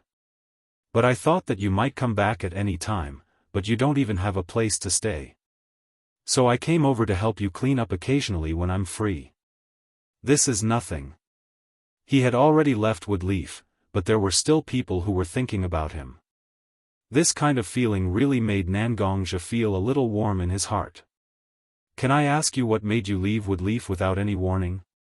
Yichue was actually very worried about Nangongja, so she hesitated for a while before asking. Nangongja was a little embarrassed because Danzo's question was indeed very sensitive. Nangongja was not sure if he would implicate Yichue if he told her the truth. However, Ya's worries were real. Nangongja still felt that he should let Ya know a little more. "Actually, it's nothing much. It's just that some of the higher-ups in Woodleaf want to force me to do something I don't want to do. I couldn't afford to offend them, but I could still hide. So, I took Ruru and the others and left Woodleaf for the time being. Actually, it was a coincidence that I came back to the Woodleaf. I happened to run into Watergate who was going back to the Woodleaf, so I came back with him to take a look and talk about the situation." When Yichue heard that it was because of the dirty dealings of the higher-ups, a look of understanding appeared on her face. In fact, Konoha's high-level officials had a lot of shady things circulating in the streets. In fact, everyone was well aware of it. Nangongja put such a big black pot on the heads of Konoha's high-level officials, there was really no flaw. Anyway, Danzo himself was also a member of Woodleaf's higher-ups. Letting Woodleaf's higher-ups take the blame together wasn't a loss, right? Just as Nangongja was about to continue chatting with Yichue, Nangongja sensed that there seemed to be some movement in front of his house. "Yabuki, I didn't think that someone would come just as I came back to Woodleaf. I'll go take a look." Yichue nodded and signaled Nangongja to do as he pleased. Standing up, Nangongja held the god's retribution sword in his hand and slowly walked to the front of his house. Creak, as Nangongja exerted force in his hand, the door slowly opened. Looking straight ahead, there was no one in sight. Nangongja looked down again and found that Naruto was standing in front of his house. His eyes were red and tears kept flowing out of his eyes. Nangongja's hand that was tightly holding the god's retribution sword also slowly loosened. Nangongja gently squatted down and pulled Naruto's small hand and asked, "Why are you here? Daddy finally came back, why don't you stay with your daddy?" When Naruto heard Nangongja's words, the tears in his eyes stopped. However, he lowered his head and looked at his feet without saying a word. A gust of wind blew, bringing a bit of coldness. Nangongja knew that he couldn't always let Naruto stand in front of his house, so he stood up and pulled Naruto into the house. "It's cold outside, let's talk inside." Naruto nodded and followed Nangongja in. When they entered the living room, they saw Yachioi sitting inside and Sakura sleeping soundly on her lap. "Naruto. What's wrong? You look like you've been crying." Yachioi and Shina Kushina could be said to be living in two completely different classes. If not for Nangongja's existence, perhaps the two of them might not even know each other. However, Naruto and Sakura had received training from Nangongja since they were young. Even their mothers had unknowingly become good friends with each other. So when she saw Naruto's abnormal appearance, Yachioi asked. However, Naruto still lowered his head and didn't say a word. Yachioi couldn't help but look at Nangongja, obviously hoping that Nangongja would give her an explanation. "Watergate is back." When Nangongja said the two words Watergate, Nangongja clearly felt the small hand that he was holding tremble slightly. When he was chatting with Yachioi just now, Nangongja had already told her about the news of Watergate's return. However, Yachioi didn't immediately connect it to Naruto. Nangongja reminded Yachioi, so she naturally understood. A father that she had never met, a stranger that was closest to her. This kind of thing happened to such a young child. It was no wonder that the usually cheerful Naruto was silent. Gently moving Sakura's head away, Yachioi walked to Naruto's side. She squatted down and hugged Naruto in her arms. Obviously, she didn't say a word, but Naruto's tears flowed out again. The crying was so loud that even the sleeping Sakura was awakened by Naruto's crying. Sakura, who usually had a bad temper, looked at Naruto who was crying in her mother's arms, but it was rare that she didn't lose her temper. She just quietly looked at her mother and Naruto. Nangongja didn't expect that Watergate's return would have such a big impact on Naruto, but thinking about it carefully, he watched Naruto grow up. During the time he taught him, Naruto never once asked him about his father. It was as if he took the initiative to ignore the existence of such a person. The knot in his heart had been formed a long time ago. However, these things were Watergate and Shina Kushina's family matters. No matter how much he pitied Naruto, these things must be resolved. However, looking at the sky that had become a little dark outside, Nangongja was worried about letting Naruto go back. Why not let him stay here for a night? Chapter 211. When Naruto opened his eyes, he was stunned for a few seconds. He finally realized that he seemed to have stayed at Nangongja's house last night. Wearing pajamas that were not very suitable, Naruto walked into the living room with slippers. The aroma of food had already floated into Naruto's nose. "Oh. You're up." Nangongja walked in front of Naruto with a plate. He led Naruto to the front of the table and put the plate in his hand in front of Naruto. There was a somewhat simple breakfast on the plate, a fried egg and a few strips of bacon. "I don't know how to cook, so I barely made some food. Why don't you try it?" Nangongja smiled and said to Naruto. Naruto nodded, took the chopsticks in Nangongja's hand, and ate breakfast. "How is it? You're not at odds, right?" Looking at Naruto, Nangongja asked. Nangongja's question made Naruto a little embarrassed. Nangongja reached out and put his hand on Naruto's head. He gently rubbed Naruto's slightly fluffy hair and said slowly, "I know that your father's sudden return made you feel a little overwhelmed. This is normal. Although you are father and son, you almost never lived together. Such an intimate stranger suddenly appeared. It is indeed difficult to accept.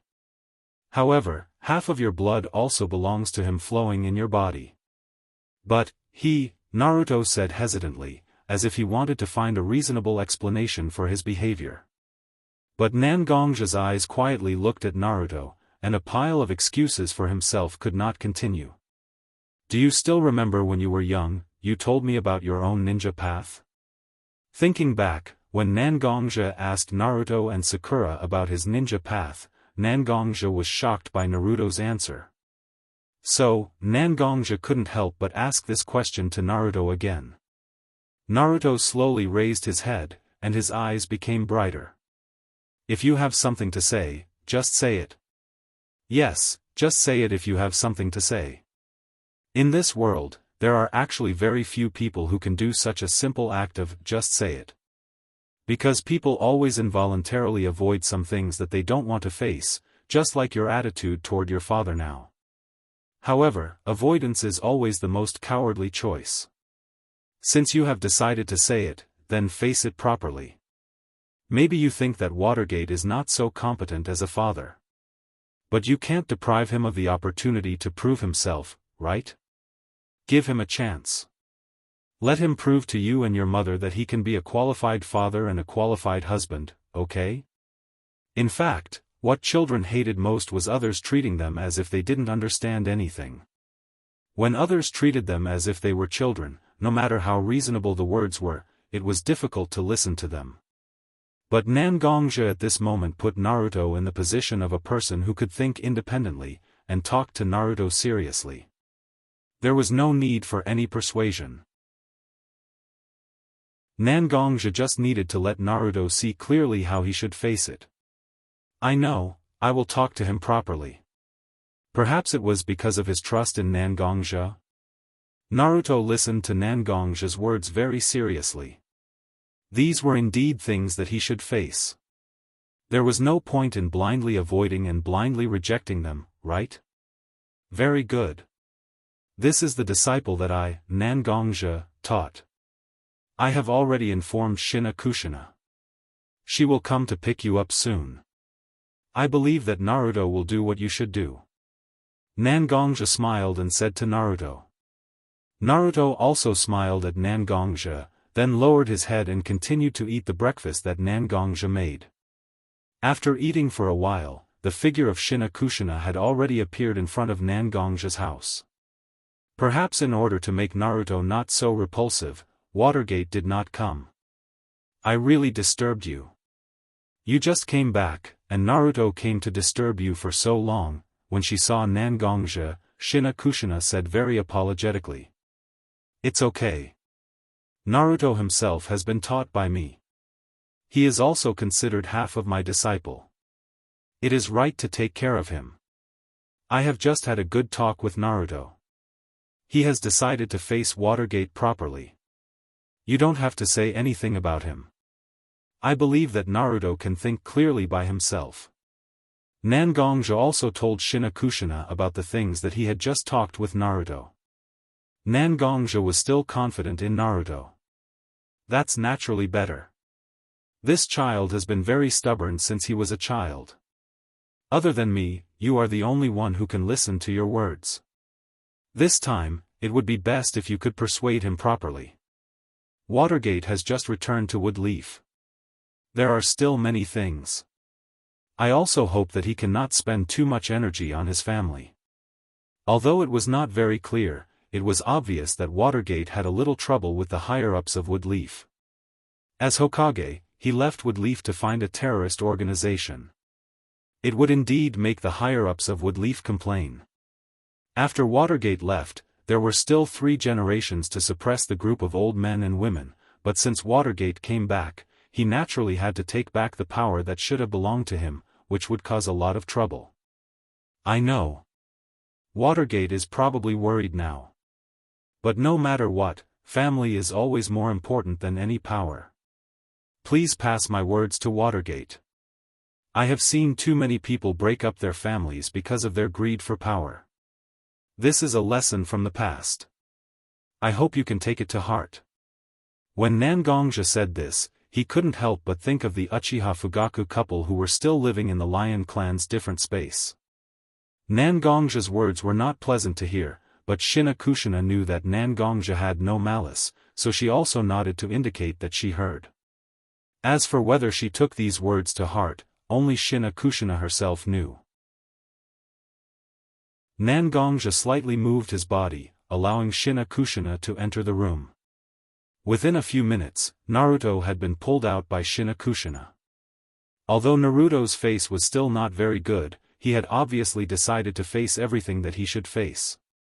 Then, "Goodbye," pulling Naruto, Shina Kushina slightly saluted. "Be careful on the road." Nangongja also saluted back. Chapter 212. After sending off Shina Kushina and her son, Nangongja closed the door of his house and left with the Heaven's Disaster Sword. It was early in the morning, about 8 or 9 o'clock in the morning. There weren't many people on the streets of Woodleaf, and even the air was a little bit cool. There was also some dew on the grass and trees on the roadside that hadn't been completely dispersed. From time to time, the dew fell from the leaves of the grass and trees to the ground, making some of the dry soil feel a little bit moist. Nangongja wasn't just taking a casual walk, but walking towards the original Uchiha clan land. The Uchiha clan forcibly occupied a large piece of land in Woodleaf as their own clan land. Except for the Uchiha clan members, even the direct subordinates of the Hokage had no right to enter the land of the Uchiha clan without permission. However, after experiencing the night of the extermination of the Uchiha clan, there was no longer a scene of patrolling Uchiha clan. Instead, there was an indescribable sense of desolation. For people, a place where a lot of people died was a dangerous place, and no one would be interested in it. So even if this place was out of the control of the Uchiha clan, no one came to discuss the acquisition of this land. Looking at the courtyards that originally belonged to the Uchiha clan on both sides of the road, those beautiful buildings were now covered with dust, and in some corners, spiders were quietly weaving their own webs. From time to time, there were even 1 or 2 mice, wild cats, and so on running from the corners of the road. Who would have thought that the strong Uchiha clan would be submerged in the torrent of history in an instant? Perhaps, in the future, the Uchiha clan will only become a few lines of cold words in the history books, unconsciously ignored by people. Although Nangongja and the Uchiha clan didn't have a close relationship, but seeing such a scene, he still had a lot of emotions in his heart. Watching him build a tall building, watching him entertain guests, watching him collapse. The world was unpredictable, and fate would always give you a slap in the face inadvertently, letting you know that people's sinister hearts weren't just for show. Nangongja came here to see Itachi's younger brother, who was now the last descendant of the Uchiha clan, Uchiha Sasuke. Nangongja didn't know how to describe Itachi's treatment of Sasuke. Because sometimes hatred is indeed an important factor that can make people's strength grow rapidly, but hatred is also the poison that can easily distort people's mind and make people lose their way. Originally, Nangongja also wanted to pull Sasuke to the Lion clan's different space to live with the Fugaku couple, but when Nangongja told Itachi about this idea, Itachi immediately replied and rejected Nangongja's kindness. Although it is indeed risky to take Sasuke to the Lion clan's different space, as the last descendant of the Uchiha clan living in Woodleaf, who knows how many people will stare fiercely at Sasuke. If Sasuke disappeared quietly, presumably many people will not be able to sit still, right? But these are not the most crucial reasons why Itachi refused to let Sasuke follow Nangongja to the Lion clan's different space. The ninja world itself is a world where the strong preys on the weak, and any protection is temporary. Those who protect you will not be able to keep you safe forever.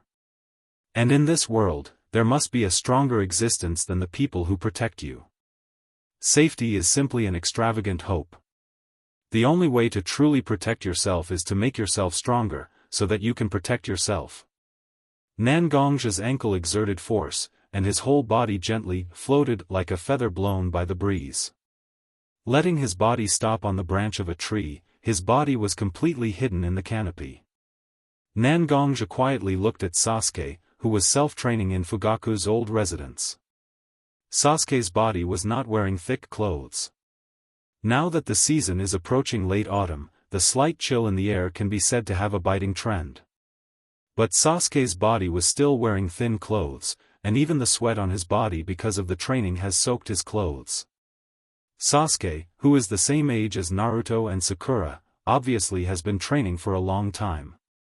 Probably started self-training at 4 or 5 o'clock in the morning, right? Nangongja also guessed. This kind of training is indeed very harsh. A child of 6 or 7 years old can be so self-disciplined and so cruel to himself. It's really surprising, and at the same time, it's also scary.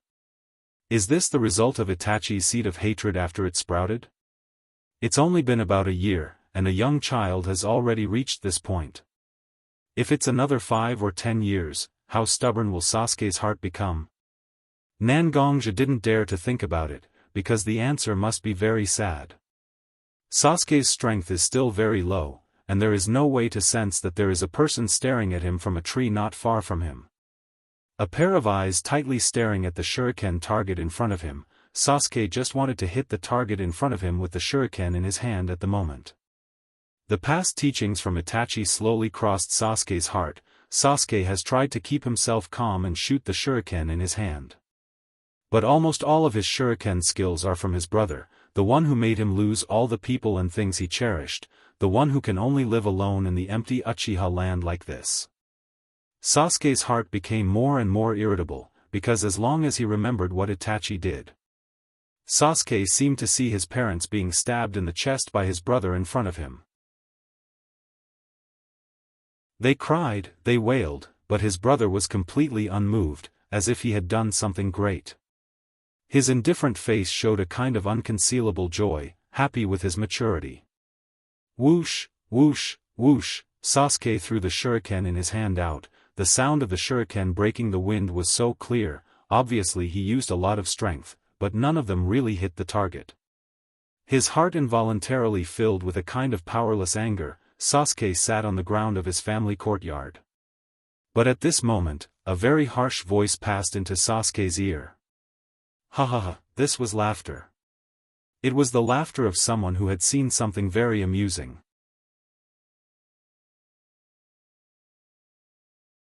Chapter 213. Sasuke quickly took out a shuriken from his ninja tool bag and threw it towards the source of the laughter. The person who laughed was naturally Nangongja, who had been watching Sasuke's training.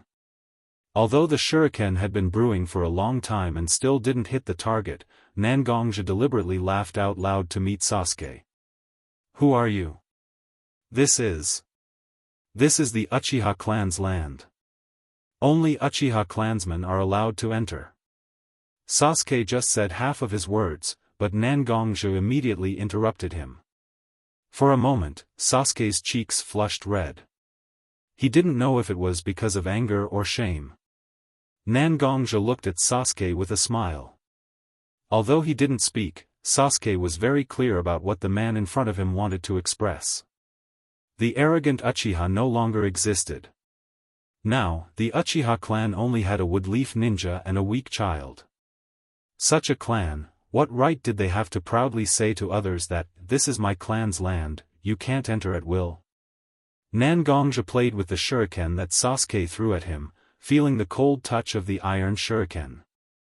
But soon, as if he was tired of playing with it, his hand didn't seem to use much strength. He just squeezed the shuriken in his hand. Crack! A crisp sound rang out, and then the shuriken in Nangongja's hand, which was specially designed for ninjas, turned into a few pieces of worthless iron. After all, Sasuke was still a child of 6 or 7 years old. Seeing such a scene, even the precocious Sasuke couldn't hide his surprise. In Katan, there was a technique called Phoenix Sage Fire Jutsu, which was used by attaching katan to the shuriken. The temperature of the C-class katan is also higher than the temperature of ordinary flames, but even in such flames, the ninja's shuriken didn't turn red or hot, which was enough to show how unusual the material of the shuriken was. However, Nangongja managed to crush the shuriken with his palms, which were made of his own flesh and blood. You want to take revenge on Itachi? Ignoring Sasuke's surprise, Nangongja walked casually to a decorative stone in the yard, sat down leisurely, and looked at Sasuke and asked indifferently. When the name Itachi entered Sasuke's ears, Sasuke's expression changed. His originally gloomy face instantly became slightly distorted. At this moment, Sasuke didn't have the time to think about the gap in strength between himself and Nangongja. In a few steps, he walked to Nangongja's side and stretched out his hand to grab Nangongja's clothes. "You know where Itachi is?" These words seemed to have been forcefully squeezed out from the gaps between his teeth. His resentment and annoyance had already been displayed incisively and vividly in an instant. Looking at Sasuke grabbing his clothes, Nangongja couldn't help but laugh. He. I know. Sasuke's hand became stronger after Nangongja said such a sentence. It was as if Nangongja's clothes had turned into Itachi's. At this moment, Sasuke just wanted to tear him apart, with his hands, with his teeth, with all his body parts that could hurt people. He is there. Nangongja's eyes flashed with a trace of impatience.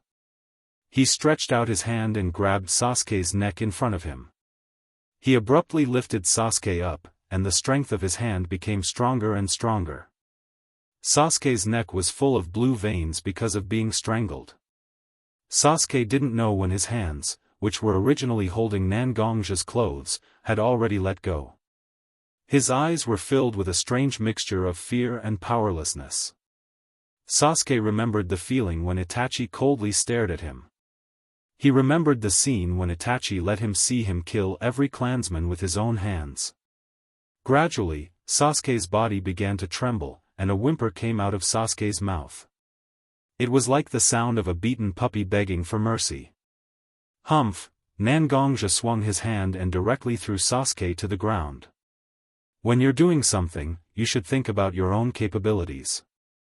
With your current strength, you still want to find Itachi for revenge? Are you an actor in a burlesque show? You specially came to tell me such a funny joke. Nangongja's words were completely ignored by Sasuke, because at this moment, Sasuke was immersed in his own fear. His body fell to the ground and curled up into a ball.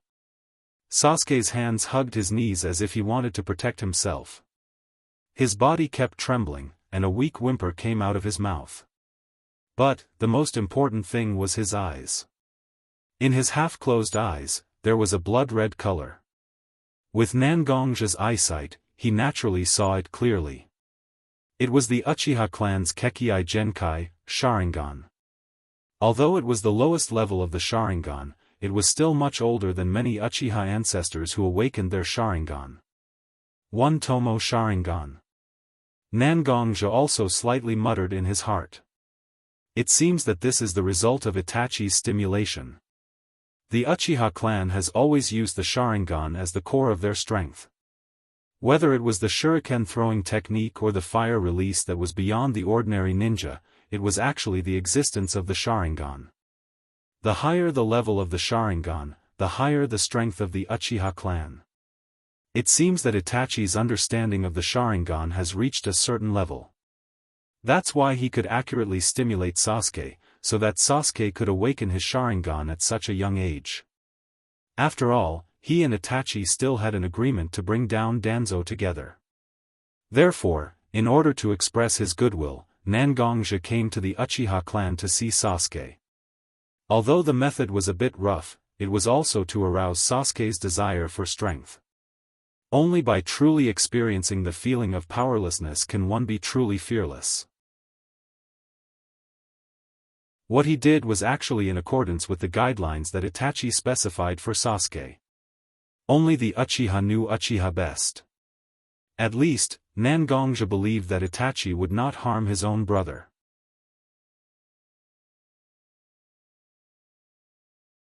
Chapter 214. So. I will ask you again seriously, are you sure you want me to train you? Looking at Sasuke standing in front of him, Nangongja said seriously with a slightly thin body and a young face. Just 3 days ago, Nangongja appeared in front of Sasuke. He used his strength to make Sasuke realize his powerlessness. Looking at Sasuke curled up on the ground, Nangongja left a note with his address. Nangongja knew that Sasuke would come to find him. Sasuke found him 3 days later. During these 3 days, Nangongja didn't know what Sasuke was thinking and wasn't interested to know. But when Sasuke asked him to train him to make him stronger, Nangongja asked such a question. Yes. Although Sasuke was young, he was very serious when facing Nangongja. My strength is still too weak. I want to defeat Itachi. I want to let the Uchiha clan stand proudly in front of everyone again. So I came here to find you and ask you to help me become stronger.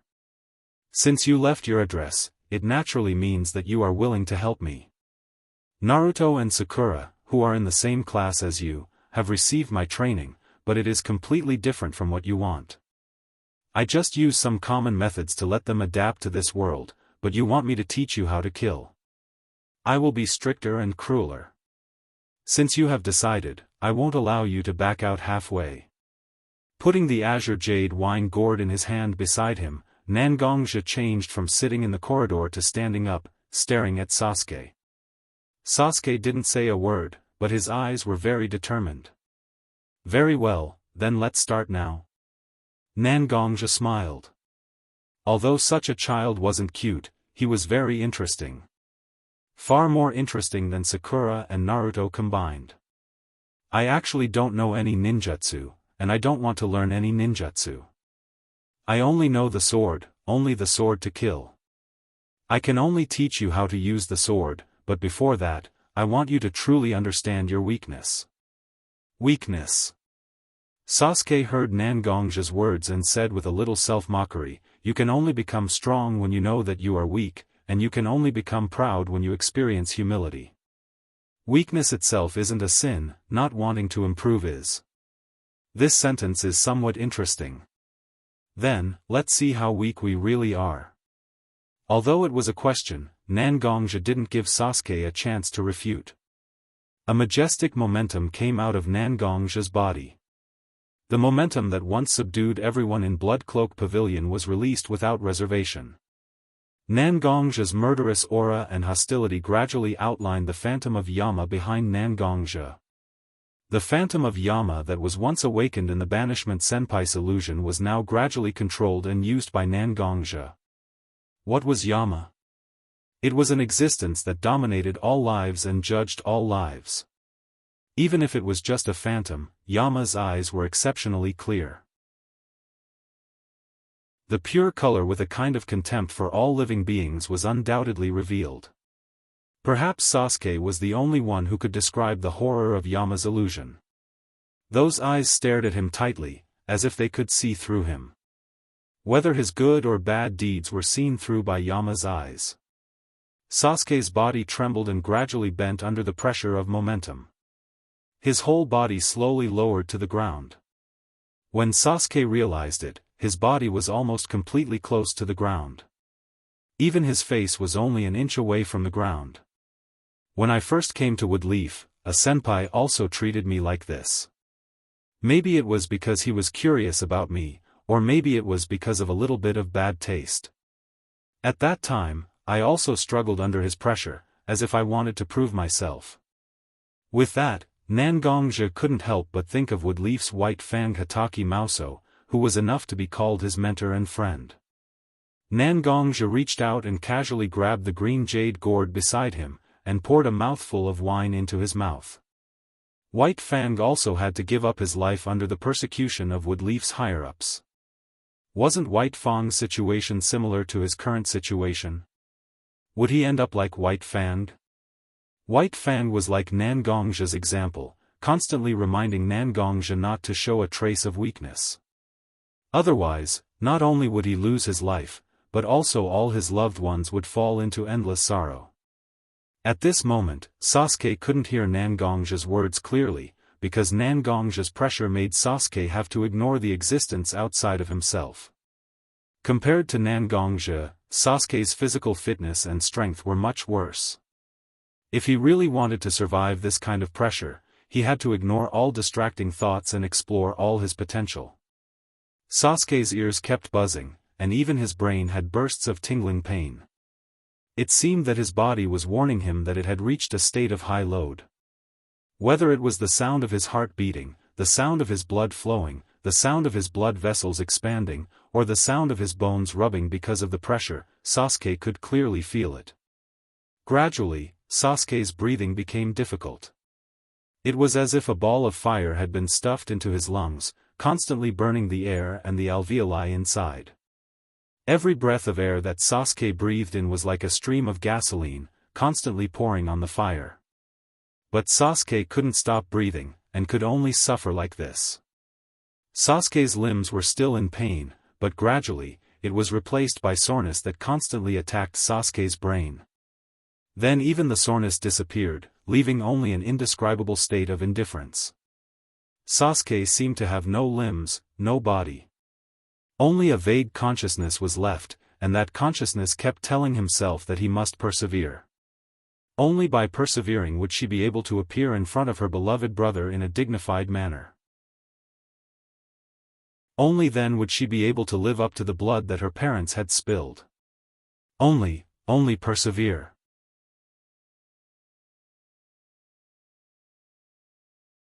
Chapter 2:15. Buzz. When Sasuke's consciousness was clear again, he found that there was a very loud roar in his ears. There was a layer of quilt covering his body. He wanted to reach out and lift the quilt, but no matter if it was his hands or other parts of his body, he couldn't exert any strength. Sure enough. Did I try too hard? Sasuke only had this thought in his mind. When he tried to break free from Nangongja's coercion, there was a gap in his memory. Looking at his current appearance, it seems that he didn't succeed in breaking free from Nangongja's coercion. It's really a bit of a waste.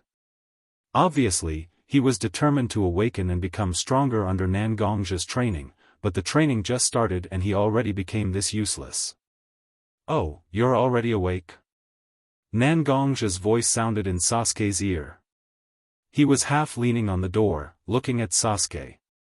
Although he couldn't exert any strength, Sasuke still forced himself to lift the heavy quilt on his body. Sorry. The training just started and I already became this useless. It's a bit disappointing. Sasuke still sounded very weak when he spoke. Obviously, his body was in a very weak state. Don't say that. After all, it's the first training, and I used a bit too much strength. I just wanted to test your current level of strength. It's normal that you can't withstand it. Nangongja waved his hand. Obviously, he wasn't disappointed with Sasuke's performance. He used his full strength to exert coercion, and even an ordinary jonin might not be able to withstand it. Speaking of which, are you hungry? Nangongja looked at Sasuke, and at the same time, he slowly stroked his stomach.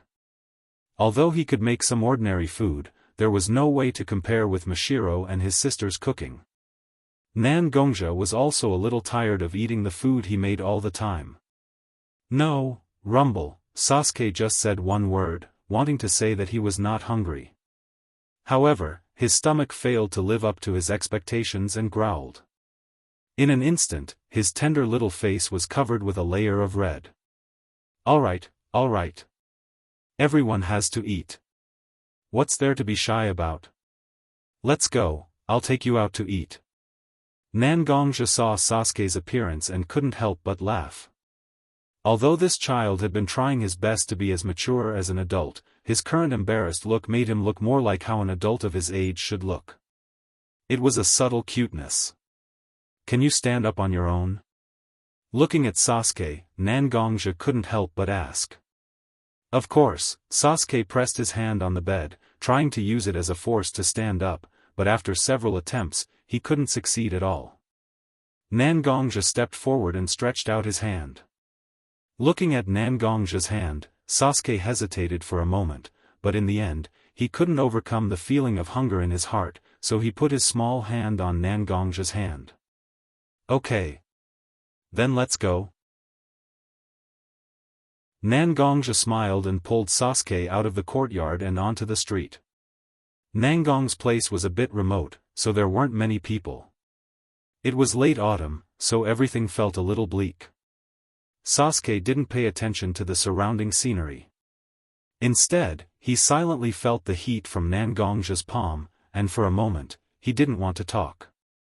Ever since his brother destroyed the Uchiha clan and his parents died, how long has it been since someone held his hand and took him to the street? Every day, he would force himself to get up in the morning before dawn to practice. For a child, getting up early was the most difficult thing. But Sasuke did it with his own obsession, and even persevered day after day. When he first met Nangongja, Sasuke didn't have a good impression of Nangongja. After all, at that time, Nangongja looked so arrogant and unreasonable. He even used all kinds of words to provoke him. Although Sasuke didn't say it explicitly, for anyone who was treated like this, they would feel a little uncomfortable. So when Sasuke saw Nangongja's note with the address written on it, it could be said that Sasuke was actually mentally prepared to be severely tortured by Nangongja. Naturally, the result was not unexpected. Sasuke was already tortured by Nangongja for the first time, and it was difficult for him to exert his strength. However, this image of Nangongja was treating her so gently. Now, he was holding his hand and strolling on the street with him. Even the slightly cold autumn wind made Sasuke's heart burn with a touch of warmth that couldn't be erased. This is the place. In the past, Naruto always told me that there was a super delicious restaurant in Woodleaf, but it wasn't famous, so I always wanted to come here to try it. Today, I finally have the time to come and try it. Don't worry, you've worked hard today. Eat to your heart's content, I'll pay for it. Nangongja shouted at a shabby-looking restaurant with some unknown excitement, then turned his head to Sasuke and promised to eat as much as he wanted. Sasuke was also pulled out of his thoughts and looked at the restaurant in front of him, which had the words, Yuraku, written on it. It was obviously a very ordinary restaurant, and even the decorative wooden board at the door looked a little broken. However, this place strangely gave off a warm feeling, as if he had returned to his own home. Nangongja lifted the curtain hanging in front of the Yuraku ramen door, and a rough voice sounded. Welcome. Handa looked at the two slightly unfamiliar customers and said very warmly. Is there any signature ramen here? It's my first time here, boss, can you recommend it to me? Nangongja looked at Handa's enthusiastic appearance and asked with a smile. Customer, why don't you try our barbecued pork ramen? Many people like to eat this kind of ramen. Handa thought for a moment and said to Nangongja. Nangongja pulled Sasuke over and let him sit on the chair. Is that so? Then I'll have a big bowl of barbecued pork ramen. What about you, Sasuke? Sasuke looked at Nangongja, then looked at Handa, and said coldly, I also want barbecued pork. Although Sasuke's expression was a little ugly, Handa and Nangongja looked at each other and smiled, as if they found it very interesting. Then, he shouted with his hand. Okay, 2 bowls of barbecued pork ramen, coming soon. Chapter 216. Soon, 2 bowls of steaming ramen were placed in front of Nangongja and Sasuke. Along with the steam, there was the unique fragrance of the broth made from kunbu and seaweed. The fragrance immediately made Nangongja's appetite. Eating his own cooking for the past few days was really a kind of self-torture. Now that he could finally have a good meal, it was really touching. Looking at Sasuke next to him, the little guy also began to swallow his saliva. Well, since you're here, let's eat to our heart's content. Nangongja smiled and patted Sasuke's shoulder, then said with a smile. He and Sasuke looked at each other, and together, they put their hands together, clamped the chopsticks in their palms, and shouted together, I'm going to eat. Whether it was Nangongja or Sasuke, both of them hurriedly broke the disposable chopsticks in their hands and picked up the bowl of ramen in front of them. Nangongja took a sip of the soup, and the rich taste instantly filled Nangongja's entire mouth. Then, Nangongja began to eat heartily.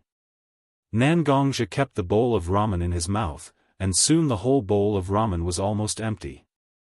After Nangongja finished the last mouthful of soup in his hand, he stretched the empty bowl in front of him.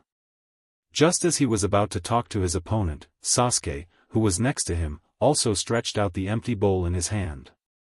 He glanced at Nangongja with an arrogant face, and then said to his opponent, Brother Sasuke, Brother Sasuke. Another bowl. Nangongja saw Sasuke's current childlike appearance and smiled slightly. Instead of letting a person lose his most precious childhood for his own purposes, why not let him truly enjoy the childhood that belonged to him? To be able to see a child who was originally very gloomy and cold slowly open his heart and express his feelings, learning to accept others and learn to understand himself was a very joyous thing. I'll have another bowl too. Nangongja smiled at his hand and said so.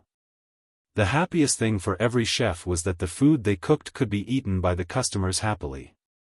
Sasuke, who originally didn't look very happy, also became energetic because of eating his ramen. It's really great.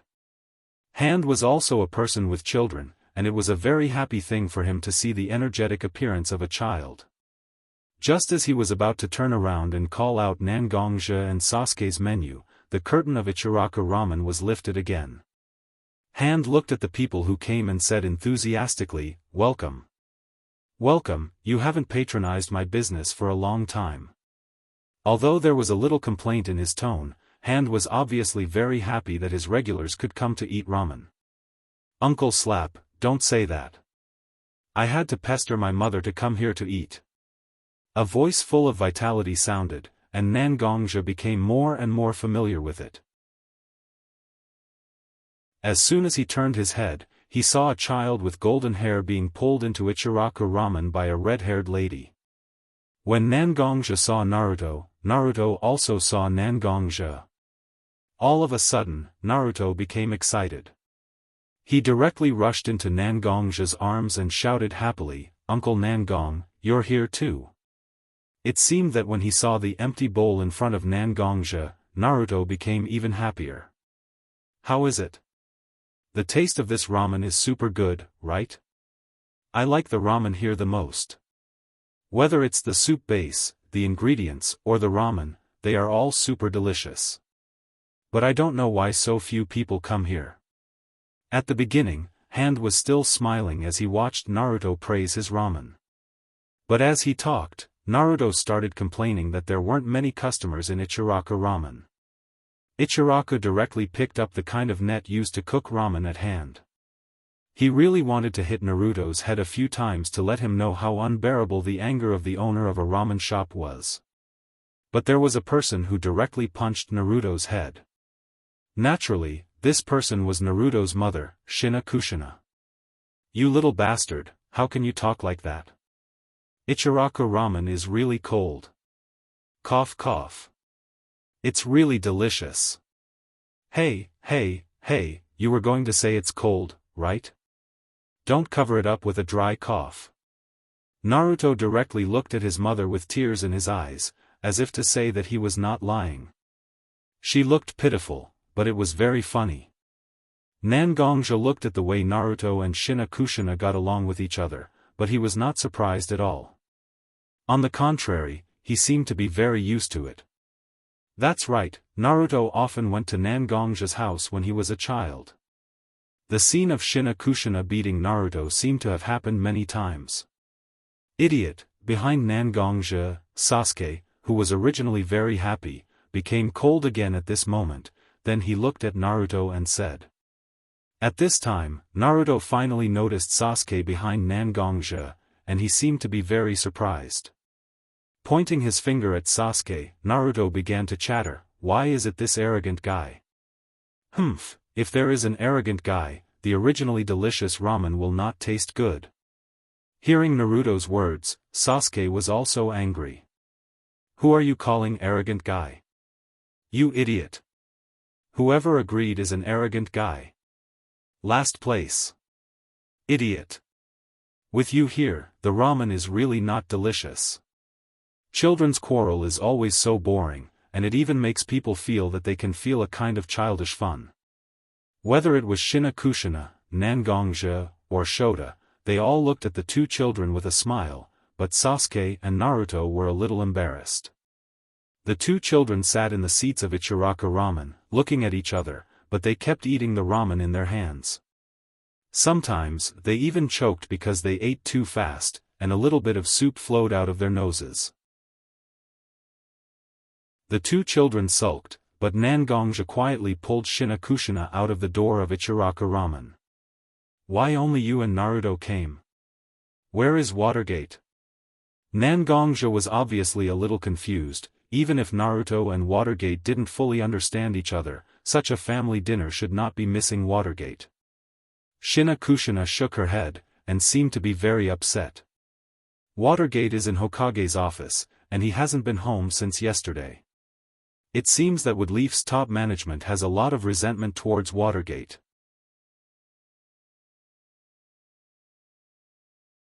Chapter 217. Not to mention Naruto and Sasuke, who were quarreling with each other, and Shinakushina, who was standing outside Ichiraku Ramen with a depressed face.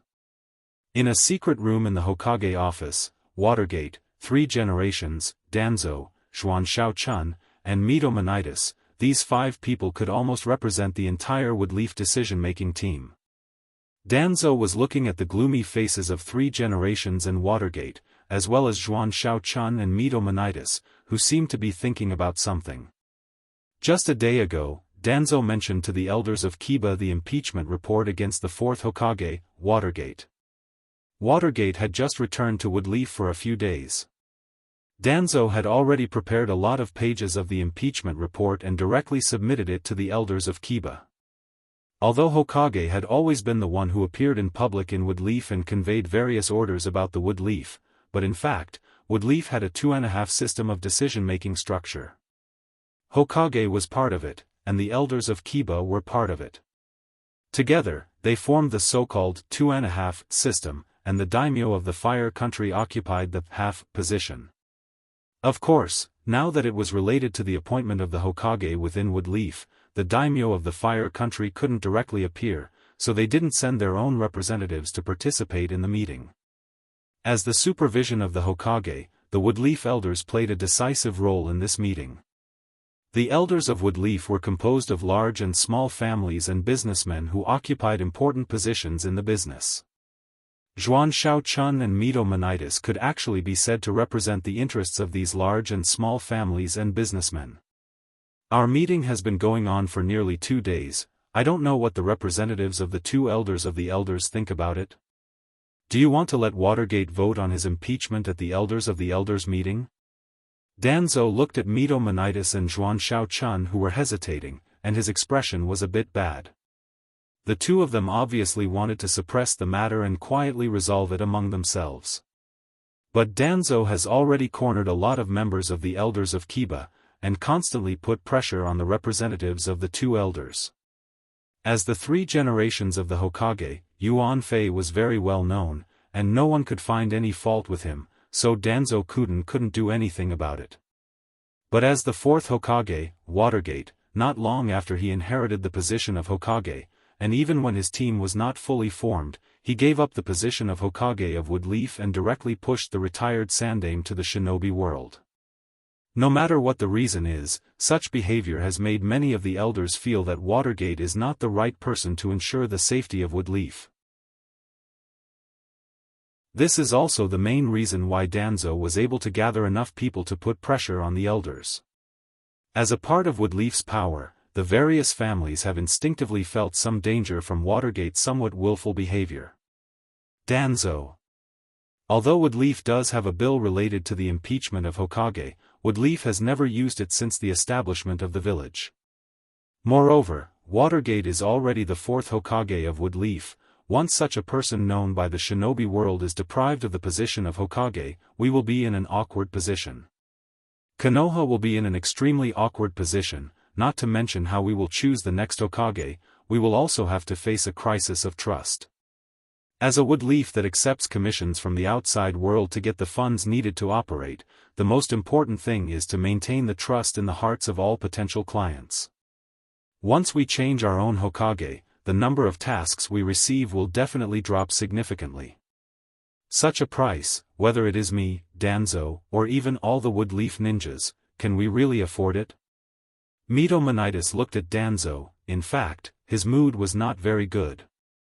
For a long time, although there has always been a little friction between him and the elders led by Zhuan Shaochun, but overall, it is very stable, and he has always been able to ensure that he can make a sound and maintain his credibility in Woodleaf. But Danzo did not know what means he used to make many elders stand on Danzo's side. This sense of humiliation and the feeling of being violated made Mitomonitis very uncomfortable. So, can a Hokage who can act according to his own will and abandon the entire Woodleaf really make the people of the shinobi world feel that Woodleaf is trustworthy enough? Whether it is me or the elders, when Watergate left Woodleaf, did anyone get the notice? We are completely in the dark. If Yuan Fei did not stand up and temporarily take over the position of Hokage, what kind of chaos would Woodleaf be in? Danzo actually knew that when Watergate left Woodleaf, he must have informed the 3 generations, but Danzo deliberately ignored this point.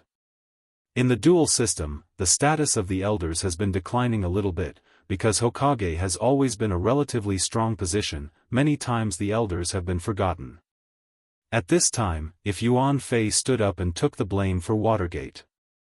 If he said that Watergate actually discussed with him, then how would the elders of Kiba feel? This impeachment, it seems that the spearhead is directed at Watergate, but in fact, it wants to weaken the credibility of the entire Hokage clan. The impeachment will not succeed, even Danzo was very clear in his heart. But once the credibility of the Hokage clan is reduced, whether it is the elders or his root, they will get greater benefits. Nangongja returned to the village for so long, but Danzo did not look for Nangongja at all. The fundamental reason is that Danzo is busy playing games with the elders and the 3 generations. Nangongja, who is relatively less valuable, can be temporarily ignored. Sandaime took a deep puff from his tobacco pipe. Wisps of smoke drifted out from the tobacco pipe, shining with a red light. But the eyes of the 3 generations were only staring at Danzo, as an old man who has known Danzo for many years. In fact, 3 generations can only see a little bit of Danzo's plan. But the 3 generations absolutely cannot let Watergate step down from the position of 4th Hokage. It is not so easy to cultivate a person who is qualified to be the Hokage. Once they let go, it is really hard to say who will be the Hokage in the end. All the tricks of Danzo have been put on the surface, have become a real conspiracy.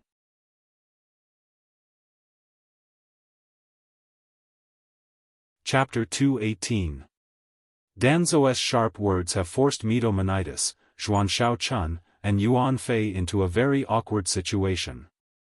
However, no matter what, as the 4th Hokage, Watergate must not be overthrown, otherwise, it will only cause greater losses. The most urgent thing now is to find a person who will take the blame for Watergate, and this person's status must not be low, otherwise, how can he order around the 4th Hokage? In any case, this impeachment proposal can't be passed by just the 2 of us. If we must find a person to calm the resentment in the hearts of the people, then let me do it. Anyway, I'm already so old, it doesn't matter if a little bit of dirty water is poured on me. But Watergate is still young, he still has to do more meaningful things for the Woodleaf. Looking at Zhuan Shaochun, Mitomonitis directly stood up, saying that he will clear Watergate's name, and all the mistakes will be placed on him. However, Danzo wasn't satisfied with Mitomonitis coming forward to take all the blame. He looked coldly at Mitomonitis. Danzo said with a sneer. Hamura, are you old and confused? Do you think the people of Woodleaf are so easy to bully? You are just a representative of the elders of Kiba. How can you order around the Woodleaf's hope, who has the strength and support of the 4th Hokage? Danzo's words were half flattering and half attacking, making all the people in the room unable to relax. First of all, Danzo can be said to have ruthlessly attacked the status of the elders of Kiba, and secondly, he was also looking down on Mitomonitis and Zhuan Shaochun. Danzo, you bastard! Mitomonitis was also an impatient person. When he heard Danzo looking down on him and the elders of Kiba, he directly slammed the table. Whether it was his beard or his hair, they all stood up in anger. It seems that if he couldn't hold it in, he would step forward and fight Danzo to the death, but Zhuan Shaochun quietly cast his eyes on the 3 generations. The three generations have been in power for a long time, whether it is Mito Manidas's performance, Zhuan Shaochun's gaze, or Danzo's aggressiveness, the three generations actually saw through them. The only one who can clear Watergate's name and take the blame for him is himself. From a personal point of view, he is Watergate's advisor, his own disciple made a mistake, so naturally he should solve it. From a political point of view, Minato's position as the fourth Hokage was also promoted by Kuroto. Since Kuroto wanted to list Minato as a candidate for the position of Hokage, Kuroto also had to bear the crime of not being able to judge people properly. Whether it is Mito Manidas, Zhuan Shaochun, or Shimura Danzo, from the beginning, their goal is him and the legacy of the first Hokage. Gently coughing a few times, the three generations knocked the pipe in his hand on the table, and the remaining gray ash and sporadic fire directly floated on the ground. Hamura, you sit down.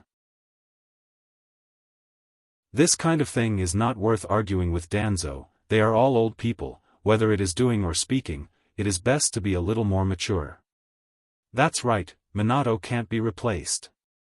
If someone has to bear the responsibility, then let this old man do it. Anyway, I am going to retire, and things like reputation are not worth caring about. When Watergate left the village, he and I discussed it, and no matter what the process was, in the end, I let Watergate go. Let me bear the responsibility, there is nothing to worry about. We have been in this meeting for 2 days, so let's stop here. Let this old man bear all the consequences. Everyone can go back now.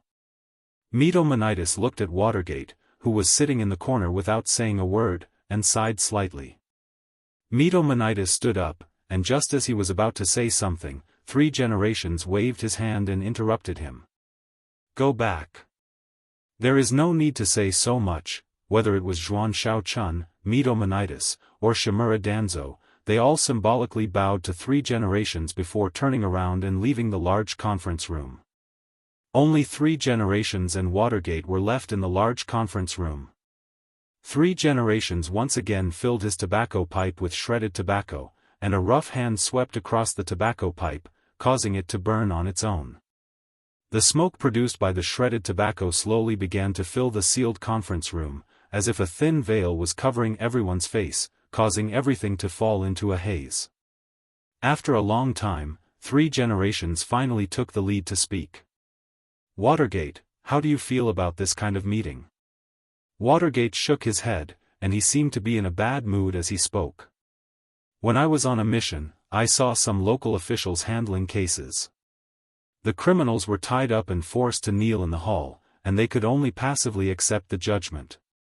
Although I didn't have my hands tied with a rope, it still felt somewhat similar. Being judged like this, being criticized like this, and not being able to fight in my own hands really made me feel bad. Three generations saw Watergate's somewhat vexed face and smiled instead. You're still too young. Although my life seems to be glorious, it's not rare for me to break my teeth and swallow my pride. We're born as humans, and we're destined to face all kinds of problems. Some of them are provoked by you, and some of them you can't resist at all. These things can't be avoided. Did you see what those people were trying to do? Watergate wasn't a stupid person. Although this meeting was to decide whether his impeachment would pass, he was actually just an excuse. Only when these people wanted to prove their righteous position, would they pull out Watergate's actions and criticize him a few times, but in fact, their goal wasn't that at all.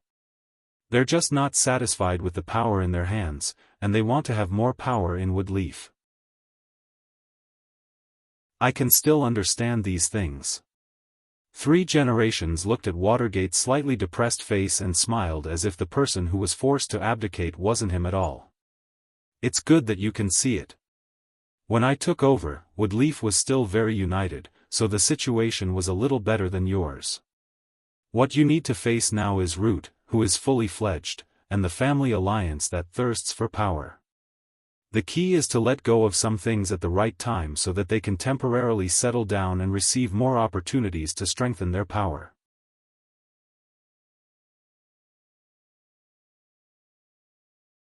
Chapter 219. The three generations looked at Watergate in front of them and saw that Watergate's complexion was still not very good, so they knew that Watergate still hasn't completely gotten over it. But some things are still the most important thing to understand slowly, so the three generations didn't intend to entangle too much on this matter. Since you have returned to Woodleaf, then I think you have already found out some information about that organization, right? Is there any valuable information? The three generations also consciously changed the topic and began to ask Watergate about the results of his investigation in the ninja world. Yes, this is an organization that mainly operates in the Rain Country. They call themselves Akatsuki, and they think that they are an organization that brings light to the ninja world. Watergate organized his words and said to the three generations. Such an organization? Although the purpose of their propaganda sounds very powerful, but if you think about it carefully, I feel that something is wrong. Bringing light to the ninja world, it does sound very powerful, but it still makes people feel a little scared, and they always feel that this organization is not simple. Indeed, when I investigated them in the ninja world, I have seen many traces left behind after their actions. Even if the battle of ninjas does have a greater impact on the natural landscape, they seem to have reached the point of being unscrupulous, and many innocent lives will be affected by their battle. Just based on what I know, there are already 4 or 5 villages that have been destroyed because of their actions. Watergate was also angry, because generally speaking, ninjas will choose to fight in no man's land. Such actions that cause a large number of civilian casualties are rare in the ninja world, because all civilians are, to some extent, the potential customers of every ninja village. If their customers are greatly reduced, doesn't it mean that their income will also be greatly reduced? No ninja village will do such a stupid act of killing the goose that lays the golden eggs. Although Watergate seemed to be filled with righteous indignation, the three generations were very calm. On the surface, ninjas will take the initiative to avoid civilians to fight, but in many cases, it is completely impossible to avoid civilian casualties, but whether it is made public or not still depends on the result of the discussion between the ninja village and the government. Woodleaf wasn't such a clean place. Then, do you have any leads on their leader? The three generations were obviously more concerned about who was the leader of this organization. Yes, if there is no accident, the leader of this organization is 2 of the 3 disciples that Jiraiya sensei once taught in the Rain Country. They are Nagato and Conan. Hearing Nagato's name, the 3 generations were obviously a little shocked. The child named Nagato had the eyes of Hagoromo Sennin. Although Watergate wasn't clear about such information, as Jiraiya sensei, Jiraiya had told him about it. The child with the Rinnegan, who Jiraiya said was most likely to be the child of prophecy in the Great Toad Sage's prophecy, was enough to leave a deep impression on the 3 generations. Sensei knows the most about these 2 people, so I returned to Woodleaf, hoping to meet with Sensei and discuss about them. Watergate's idea was very simple. His sensei, Jiraiya, as the person who taught Nagato and Conan, was naturally the most qualified person to speak on the actions of these 2 people. The 3 generations, because they knew more information, also felt that they shouldn't act without authorization, so they also agreed with Watergate's plan to recall Jiraiya. Well, everything will wait for Jiraiya to come back and think about it. Time passed day by day, and Woodleaf was the same as usual. Except for the documents issued by the 3 generations a few days ago, stating that Watergate went to the shinobi world to perform a secret mission with his permission, and now he has officially returned to take over the position of Hokage, there was no other news worth paying attention to. However, Nangongja's home wasn't as stable as Woodleaf seemed on the surface. Nangongja was sitting in his living room at the moment, receiving a person he didn't want to see. 2 coarse porcelain quilts were filled with steaming hot tea. The 2 of them sat facing each other like this. However, root ninjas were constantly patrolling around Nangongja's house, and some passers-by who occasionally passed by were blocked by root. To be honest, I never thought you would be so bold. You destroyed one of my bases, and you dare to come back to Woodleaf so openly. Shimura Danzo looked at Nangongja opposite him, and his tone was very calm, as if his vase was broken by a naughty boy, and he didn't care at all. My courage has always been big, right? This time, if I didn't happen to meet Watergate and was directly pulled back to Woodleaf by him, it really wouldn't be the time for us to meet again. Nangongja picked up the quilt in front of him and took a sip of tea. But his brows slightly wrinkled, obviously, compared to the bitter tea, he preferred the mellow wine. Danzo didn't seem to hear the threat in Nangongja's tone. He casually rolled his eyes in Nangongja's house, then looked at Nangongja as if he found something interesting. You still don't have enough courage, otherwise, our organization Sora and your sister would probably come back with you. Hearing the code name Sora, Nangongja couldn't suppress his anger anymore. The hand holding the teacup trembled slightly, and a drop of tea was shaken out of the quilt. These things that Danzo said were the most untouchable things in Nangongja's heart. His sister, Mashiro, and little Linger, in Danzo's mouth, it was like an object used to threaten Nangongja. But Danzo said it so casually, it really made Nangongja feel very uncomfortable in his heart. Danzo. Although you do have root in your hands, Woodleaf is not only Danzo's Woodleaf.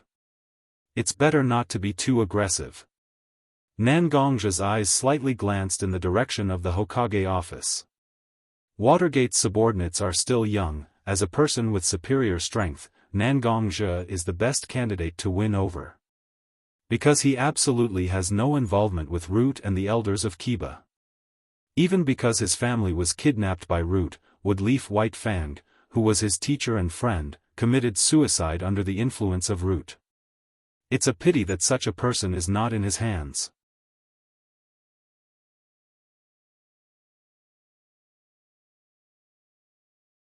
But from the slightly red eyes, it was obvious that Jiraiya was still very happy to see his disciple, and he was very excited. Perhaps this is a way for Jiraiya to hide his inner thoughts? Speaking of which, why are you and the old man so anxious to let me come back? The letter to me was also very vague, it just said that there was an important discovery, and I came back from far away. Indeed, looking at Jiraiya's appearance, he did look a little travel-worn. His gray hair was covered in a thin layer of dust, and his face, which was painted red, showed signs of tiredness that could not be ignored. It's a big deal, let's go meet the 3 generations together and talk about these things. Speaking of business, Watergate's face became more serious. Has the old man been waiting for me? Although I'm not in Woodleaf, I still know a little about the recent news about the old man. It seems that during this time, the old man can only stay in his own home and wait for the limelight to pass. Yes, the news about the 3 generations taking the blame for Watergate has spread far and wide. Although many people in the ninja world don't know the inside story, they really think that Watergate left Woodleaf because of some mission, but how can Jiraiya not know? This notice looked like an ordinary one, but it wasn't enough to throw Sandame's old face to the ground and stomp on it. Sandame even used his foot to crush it. This is all my fault. It's okay if Jiraiya didn't mention it, but when Jiraiya said such a thing, Watergate felt very uncomfortable. After all, this big blame was created by him, and he even had to watch the 3 generations take the blame without doing anything. Jiraiya also saw the sadness in his disciple's heart. He took a few steps forward and put his hand on Watergate's shoulder and said, "Why are you like this?" In my impression, my disciple named Watergate is a person who can still face any setbacks with a smile. Although this matter has indeed damaged the old man's reputation, it is also something that we, the elders, should do. For the future of the ninja world, not to mention a blame, even if you give up your life, what's the pity? Look at it. Since you feel guilty now, naturally, you have to be more courageous and make a real contribution to let everyone know that whether it's me or the old man's sacrifice, it's not only for our disciples, but also for the future of Woodleaf. Jiraiya, who was still laughing and joking, said to Minato with a serious tone. At the age of Jiraiya and the 3 generations, some of their own things have become very light. What's the point of the world slandering me? As long as what I do can make me feel worthy, then everything else is not worth mentioning. Watergate looked up at Jiraiya. In fact, many people have said similar words to him in the past few days, but when such words came from his master's mouth, Watergate could understand his own heart. His eyes, which originally looked sad, glowed with a glimmer of brilliance at this moment. Holding his master's hand, Watergate and Jiraiya walked into Woodleaf together. Just like when he was young, Jiraiya took his hand and walked with him in Woodleaf. You're tuning in to the Xiaofan's Wuxia Tales YouTube channel. Don't forget to subscribe and join us on this journey to catch the most captivating stories.